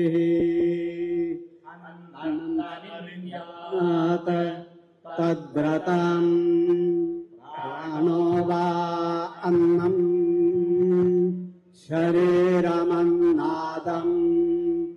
ಪ್ರಾಣೇ ಶರೀರಂ ಪ್ರತಿಷ್ಠಿತಂ ಶರೀರೇ. ಧನ್ಯವಾದ ಸಮರ್ಪಣೆ. ಈ ಒಂದು ಕಾರ್ಯಕ್ರಮದ ರೂವಾರಿಗಳು, ಅಖಿಲ ಕರ್ನಾಟಕ ಸಂಸ್ಕೃತ ಪರಿಷತ್ತಿನ ಕಾರ್ಯದರ್ಶಿಗಳು ಮತ್ತು ನಮ್ಮೆಲ್ಲರ ಅಚ್ಚುಮೆಚ್ಚಿನ ಡಾಕ್ಟರ್ ಪದ್ಮನಾಭ ಮರಾಠಿಯವರು ಎಲ್ಲರನ್ನು ಕುರಿತು ಈ ಒಂದು ಕಾರ್ಯಕ್ರಮವನ್ನು ಯಶಸ್ವಿಗೊಳಿಸುವುದಕ್ಕೆ ತಿಂಗಳುಗಟ್ಟಲೆ ಶ್ರಮಪಟ್ಟಿದ್ದಾರೆ. ಆ ಶ್ರಮದಿಂದಾಗಿ ಇವತ್ತು ಬೆಳಗಿನಿಂದ ಈ ಸಂಜೆವರೆಗೆ ಅತ್ಯಂತ ಸಂಪನ್ನವಾಗಿ ಈ ಕಾರ್ಯಕ್ರಮ ಇದೀಗ ಮುಕ್ತಾಯಗೊಳ್ಳುತ್ತಾ ಇದೆ. ಆ ಹಿನ್ನೆಲೆಯಲ್ಲಿ ಅವರು ಎಲ್ಲರನ್ನು ಕೂಡ ಆಭಾರವನ್ನು ಮನ್ನಣೆ ಮಾಡುವರಿದ್ದಾರೆ. ವಾಗರ್ಥಾವಿವ ಸಂಪೃಕ್ತ ವಾಗರ್ಥ ಪ್ರತಿಪತ್ತಯೇ ಜಗತ ಪಿತರವು ಒಂದೇ ಪಾರ್ವತಿ ಪರಮೇಶ್ವರವು. ಕ್ಷೇತ್ರಸ್ವಾಮಿಯನ್ನು ವಂದಿಸ್ತಾ ಈ ಒಂದು ವಿಚಾರ ಸಂಕಿರಣಕ್ಕೆ ಆಗಮಿಸಿದಂತಹ ತಮ್ಮೆಲ್ಲರನ್ನ ವಂದಿಸ್ತಾ, ಇಂತಹ ಸ್ವಲ್ಪ ದೂರದ ಹಳ್ಳಿಗೆ ಪ್ರೀತಿ ವಿಶ್ವಾಸ ಇಟ್ಟು ಬಂದಿದ್ದೀರಿ. ಅದಕ್ಕೋಸ್ಕರ ಮೊತ್ತ ಮೊದಲಿಗೆ ತಮಗೆಲ್ಲರಿಗೂ ಸಹ ಕೃತಜ್ಞತೆಗಳನ್ನು ಸಮರ್ಪಿಸ್ತಾ ಇದ್ದೇನೆ. ಸಂಸ್ಕೃತ ಶೋಧ ಸಂಸ್ಥಾನ ಶಿರಸಿ ಹಾಗೂ ಅಖಿಲ ಕರ್ನಾಟಕ ಸಂಸ್ಕೃತ ಪರಿಷತ್ ಇದರ ಸಹಯೋಗದಲ್ಲಿ ನಡೀತಾ ಇರುವಂತಹ ಇದೊಂದು ಕಾರ್ಯಕ್ರಮ. ಹೇಗೋ ನಾನು ನನ್ನ ಗುರುಗಳಾದಂತಹ ಆಚಾರ್ಯರಾದಂತಹ ಡಾಕ್ಟರ್ GN ಭಟ್ ಅವರಲ್ಲಿ ಹೇಳಿದೆ, ನನಗೆ ಒಂದು ರೀತಿಯ ಸ್ವಾರ್ಥ ಅಂತ ಹೇಳಿ. ಏನು ಅಂದರೆ ನನ್ನ ಮಗನ ಉಪನಯನಕ್ಕೆ ಸರ್ ಬರಬೇಕು ಅಂತ ಹೇಳಿ. ಅವರು ಅಷ್ಟಕ್ಕೆ ಇದ್ರೆ ಕೆಲವು ಸಲ ಕಸ್ಟಮರ್ ಬರ್ಲಿಕ್ಕೆ ಆಗ್ಲಿಕ್ಕಿಲ್ಲ ಅಂತ ಹೇಳಿ ಯಾರು ಅಂತ ಒಂದು ಒಳಗಿನಿಂದ ಹೆದರಿಕೆ ಇತ್ತು. ಅದಕ್ಕೊಂದು ನಾನೊಂದು ಯೋಚನೆ ಮಾಡಿದೆ, ಹೇಗೂ ಹಂಪಿ ಹೊಳೆಯವರ ಬಗ್ಗೆ ಒಂದು ಕಾರ್ಯಕ್ರಮ ಮಾಡೋಣ, ಅದು ಸಂಶೋಧನದ ವತಿಯಿಂದ ಮಾಡೋಣ, ಆಗ ಖಂಡಿತವಾಗಿ ಅವರು ಬರ್ತಾರೆ. ನಮ್ಗೆ ಆ ವಿಶ್ವಾಸದಲ್ಲಿ ತಮಾಷೆಗೆ ಹೇಳಿದ್ದು, ಅವರ ಮೇಲೆ ನಮ್ಗೆ ಗೌರವ ಇದೆ. ಅಂದ್ರೆ ಎರಡೂ ಕಾರ್ಯಕ್ರಮ ಒಟ್ಟೊಟ್ಟಿಗೆ ನಡೀಲಿ ಎನ್ನುವಂತಹ ದೃಷ್ಟಿಕೋನ. ಪ್ರತಿ ಸಲ ಬಂದು ಹೋಗಿ ಮಾಡುವುದು ತುಂಬಾ ಕಷ್ಟ ಆಗ್ತಾ ಇದೆ. ಅದಕ್ಕೋಸ್ಕರ ಮತ್ತೆ ಹೇಗೂ ಕಳೆದ ಸಂಸ್ಕೃತ ಶೋಧ ಸಂಸ್ಥಾನದ ಶಿರ್ಸಿ ಸೆಮಿನಾರ್ನಲ್ಲಿ ಡಿಕ್ಲೇರ್ ಆಗಿದೆ, ಇನ್ನು ಮುಂದಕ್ಕೆ ಅದನ್ನ ಶಿರ್ಸಿಯಲ್ಲಿ MG ಹೆಗ್ಡೆ ಅವರಿಗೆ ನಡೆಸಲಿಕ್ಕೆ ಕಷ್ಟ ಆಗ್ತದೆ. ಅದನ್ನ ಈ ಕಡೆ ದಕ್ಷಿಣ ಕನ್ನಡ ಉಡುಪಿ ಭಾಗದಲ್ಲಿಯೇ ಇನ್ನು ಆ ಚಟುವಟಿಕೆಗಳನ್ನು ನಡೆಸಬೇಕು ಅನ್ನುವಂಥದ್ದು ನಿರ್ಣಯ ಆಗಿರೋದ್ರಿಂದ ಒಂದಷ್ಟು ಕಾರ್ಯಕ್ರಮಗಳನ್ನು ನಾವು ಮಾಡಬೇಕು. ಈ ದೃಷ್ಟಿಯಿಂದ ಇಲ್ಲಿಂದ ಚಾಲನೆಯನ್ನ ಪ್ರಾರಂಭಿಸೋಣ ಎನ್ನುವಂತಹ ದೃಷ್ಟಿಯಿಂದ ಇವತ್ತಿನ ದಿವಸಕ್ಕೆ ಹೇಗೂ ಸಂಯೋಜನೆ ಮಾಡಿದ್ದು. ಇನ್ನೊಂದು 2 ದಿವಸದಲ್ಲಿ ಉಪನಯನಕ್ಕೂ ಅವರು ಭಾಗವಹಿಸಿದ ಹಾಗಾಗ್ತದೆ. ಹೀಗೆ ಈ ಅವರ ಮಾರ್ಗದರ್ಶನದಂತೆ ಇವತ್ತು ಈ ಒಂದು ಕಾರ್ಯಕ್ರಮ ನಡೆದಿದೆ. ಅದಕ್ಕೆ ತಾವೆಲ್ಲರೂ ತುಂಬಾ ಸಹಕರಿಸಿದ್ದೀರಿ. ಮೊದಲಿಗೆ ಈ ಒಂದು ಕಾರ್ಯಕ್ರಮದ ವಿಚಾರವನ್ನ ಪೂಜ್ಯರಾದಂತಹ ವೇದಮೂರ್ತಿ ಶ್ರೀ ವಾಸುದೇವ ಅಸ್ರಣ್ಣ ಅವರಲ್ಲಿ ಮುಂದಿಟ್ಟಾಗ GN ಭಟ್ರ ಕಾರ್ಯಕ್ರಮ ಸಂತೋಷದಿಂದ ಬರ್ತೇನೆ ಅಂತ ಹೇಳಿಕೊಂಡು ಒಪ್ಪಿ ದೂರದ ಕಟೀಲ್ನಿಂದ, ನಂಗೆ ಇವತ್ತಿನ ಸ್ವಲ್ಪ ಹೆದರಿಕೆ ಇತ್ತು. ಮೊನ್ನೆ ಅವ್ರು ಹೇಳಿದ್ರು, ನಾನು 26ಕ್ಕೆ ಬರೋದಿಲ್ಲ, ಮಗನ ಉಪನಯನಕ್ಕೆ ಬರ್ತೇನೆ ಅಂತ ಹೇಳಿದ್ರು. ನಾನು ಮತ್ತೆ ಅನಿವಾರ್ಯವಾಗಿ ಸ್ವಲ್ಪ ಅಂತ ಹೇಳಿದೆ, ಉಪಾಯ ಇಲ್ಲ. ಆದ್ರೆ ಸಂತೋಷದಿಂದ ಇವತ್ತಿನ ಕಾರ್ಯಕ್ರಮದಲ್ಲಿ ಅವರು ಉಪಸ್ಥಿತರಿದ್ದು ಆಶೀರ್ವಾದ ಮಾಡಿದ್ದಾರೆ. ಅವರಿಗೆ ನಮ್ಮೆಲ್ಲರ ಪರವಾಗಿ ಸಾಷ್ಟಾಂಗ ಪ್ರಣಾಮ ಪುರಸ್ಸರ ಧನ್ಯೋಕ್ತಿಗಳನ್ನು, ಕರ್ತಜ್ಞ ಕುಸುಮಾಂಜಲಿಗಳನ್ನ ಸಮರ್ಪಿಸ್ತಾ ಇದ್ದೇನೆ. ಸಾಕ್ಷಾತ್ ಭಗವತಿಯ ಅನುಗ್ರಹ ಆಗಿದೆ ಅಂತ ಹೇಳಿ ಅದನ್ನು ನಾವೆಲ್ಲರೂ ಭಾವಿಸ್ತೇವೆ. ಈ ಒಂದು ಕಾರ್ಯಕ್ರಮದ ಅಧ್ಯಕ್ಷತೆಯನ್ನು ವಹಿಸಿರುವಂತಹ ಡಾಕ್ಟರ್ GN ಭಟ್ ಇವರು ಸಂಶೋಧನಾ ಇದರ ಅಧ್ಯಕ್ಷರು. ಅವರಿಗೆ ನಮ್ಮೆಲ್ಲರ ಪರವಾಗಿ ಧನ್ಯೋಕ್ತಿಗಳು. ಶ್ರೀಯುತ ಗುರುನಾಥ ಜೋಶಿ ಸಂಸ್ಮರಣ ಉಪನ್ಯಾಸದ ದತ್ತಿನಿಧಿಯನ್ನು ನೀಡಿದಂತಹ ಶ್ರೀಯುತ ಶ್ರೀಕಾಂತ್ ಜೋಶಿ ಅವರು, ಒಂದು ವಿಶೇಷ ಅಂತ ಹೇಳಿದ್ರೆ, ಸಂಶೋಧನದ ಕಾರ್ಯಕ್ರಮಗಳು ಎಲ್ಲಿಯೇ ನಡೀಲಿ, ಎಷ್ಟೇ ಕಷ್ಟ ಆಗ್ಲಿ, ಶ್ರೀಕಾಂತ ಜೋಶಿ ದಂಪತಿಗಳು ಆ ಕಾರ್ಯಕ್ರಮಕ್ಕೆ ಬರ್ತಾರೆ. ಅದು ವಿಶೇಷ. ನಂಗೆ ಬಹಳ ಪಾಪ ನಮ್ಮಲ್ಲಿಯ ವ್ಯವಸ್ಥೆ ಅವರಿಗೆ ಇವತ್ತು ಒಂದಷ್ಟು ಕಷ್ಟ ಆಗಿದೆ. ಆ ಮೆಟ್ಲುಗಳನ್ನು ಏಳುವಂಥದ್ದು ಇಳಿಯುವಂಥದ್ದು, ಅವರ ಪ್ರೇರಣೆಯ ಅವರು ಕಷ್ಟಪಟ್ಟದ್ದನ್ನು ನೋಡಿ ನಮ್ಮಲ್ಲಿ ಇವತ್ತು ಮೇಸ್ತ್ರಿಗಳಿದ್ದಾರೆ.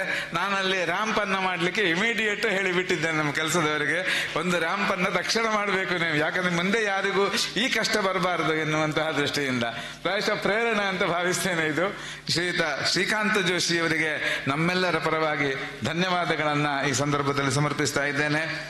ಅದೇ ರೀತಿ ಶ್ರೀಯುತ AVM ರಮೇಶ್ ಕಾರ್ಣಿಕ್, ನಾನು ಹೇಳಿದ ಕ್ಷಣ ಅವರು ನಮ್ಮ ಎಲ್ಲ ಕಾರ್ಯಕ್ರಮಗಳಿಗೆ ಬೆನ್ನೆಲುಬಾಗಿ ನಿಂತಿದ್ದಾರೆ.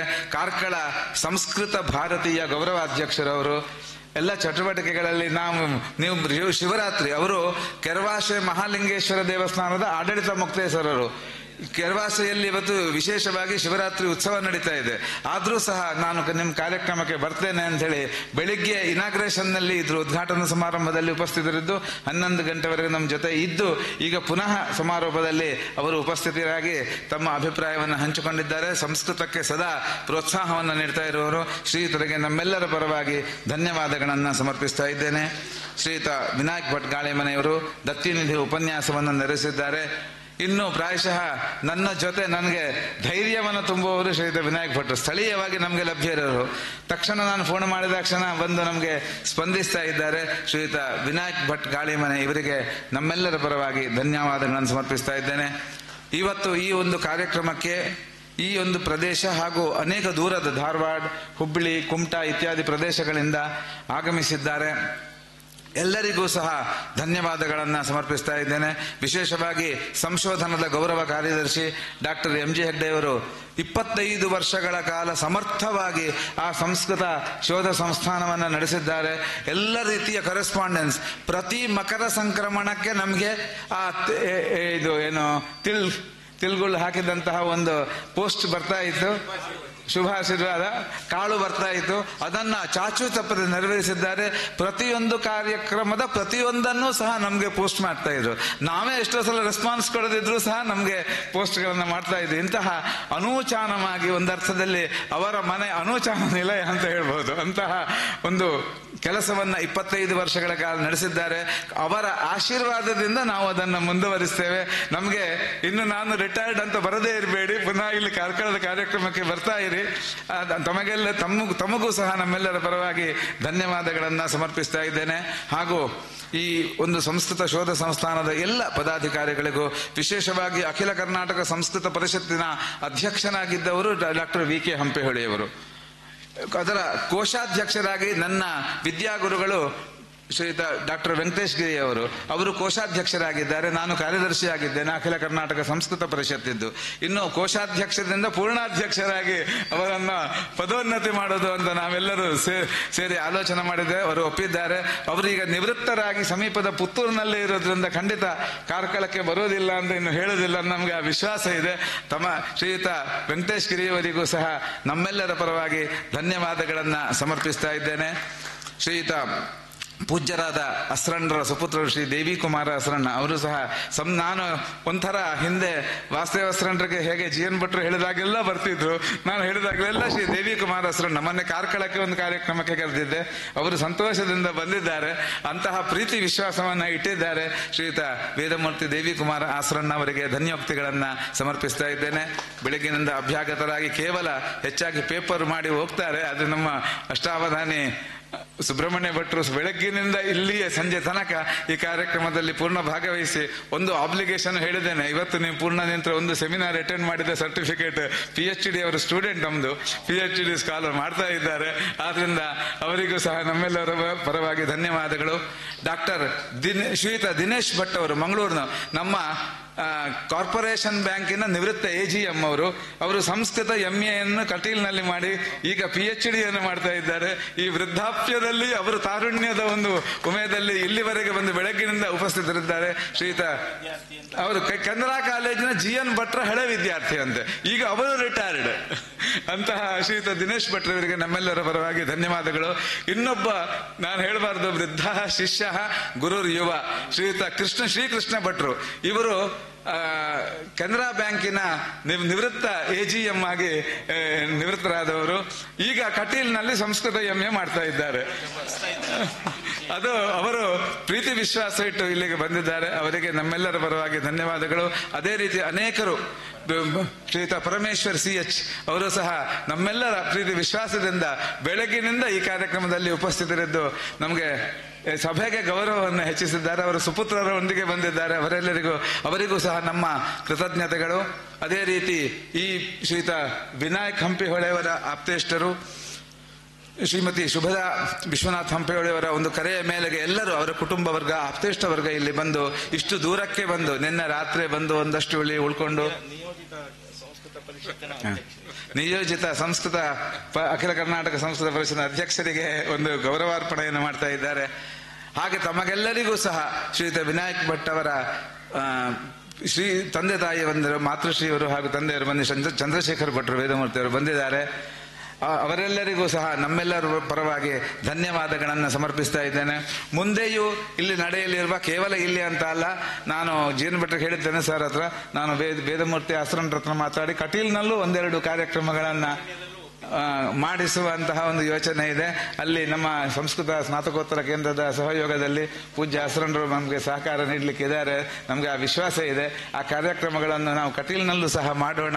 ಮುಂದೆ ಈ ರೀತಿಯಾಗಿ ಸಂಸ್ಕೃತ ಶೋಧನ ಸಂಸ್ಥಾನ ಹಾಗೂ ಅಖಿಲ ಕರ್ನಾಟಕ ಸಂಸ್ಕೃತ ಪರಿಷತ್ ಜೊತೆಯಾಗಿ ಮಾಡಲಿರುವಂತಹ ಎಲ್ಲ ಕಾರ್ಯಕ್ರಮಗಳಲ್ಲಿ ತಮ್ಮೆಲ್ಲರ ಸಹಕಾರ ಸಹಭಾಗಿತ್ವವನ್ನು ಅಪೇಕ್ಷಿಸ್ತಾ, ವಿಶೇಷವಾಗಿ ಇಷ್ಟರವರೆಗೆ 1-2 ಸಂಸ್ಥೆಗಳ ಪ್ರಾತಿನಿಧಿಕವಾಗಿ ಈಗ ನಾನು ಇಲ್ಲಿಯ ಹೋಸ್ಟ್ ಆಗಿ ಈ ನಮ್ಮ ವ್ಯವಸ್ಥೆಗೆ ಬಂದು ತಾವೆಲ್ಲ ಆತಿಥ್ಯವನ್ನ ಸ್ವೀಕರಿಸಿದ್ದೀರಿ. ಇದರಲ್ಲಿ ಏನಾದ್ರೂ ಲೋಪದೋಷಗಳಿದ್ರೆ ದಯವಿಟ್ಟು ಕ್ಷಮಿಸಿ. ಇದರ ಮರಾಠಿಯಲ್ಲಿ ಕೂಡ ಒಂದು ಆಶೀರ್ವಾದ ಮಾಡ್ತಾ ಇದ್ದಾರೆ. ನಿಯೋಜಿತ ಕಾರ್ಯದರ್ಶಿಗಳು, ಸಂಶೋಧನದ ಕಾರ್ಯದರ್ಶಿಗಳು ಮತ್ತೆ ಸಂಸ್ಕೃತ ಪರಿಷತ್ತಿಂದು ಆ ಒಂದು ಆತಿಥ್ಯದಲ್ಲಿ ಲೋಪದೇಶಗಳಿದ್ದ ದಯವಿಟ್ಟು ಕ್ಷಮಿಸಿ, ಮುಂದೆ ಸೂಚನೆಗಳನ್ನು ಕೊಡಿ, ನಾವು ಅದನ್ನ ತಿದ್ದುಪಡಿ ಮಾಡಲಿಕ್ಕೆ ಸಿದ್ಧರಿದ್ದೇವೆ. ಮುಂದೆಯೂ ತಮ್ಮೆಲ್ಲರ ಸಹಕಾರವನ್ನ, ಸಹಭಾಗಿತ್ವವನ್ನು ಅಪೇಕ್ಷಿಸ್ತಾ ಮಗದೊಮ್ಮೆ ಎಲ್ಲರಿಗೂ ಧನ್ಯೋಕ್ತಿಗಳನ್ನು ಹೇಳ್ತಾ ಭೂಜಿಷ್ಠಾಂತೆ ನಮ ಉಕ್ತಿಂ ವಿಧೇಮ. ಈಗ ಶಾಂತಿ ಮಂತ್ರದೊಂದಿಗೆ ಈ ಕಾರ್ಯಕ್ರಮ ಮಂಗಲವಾಗ್ತದೆ.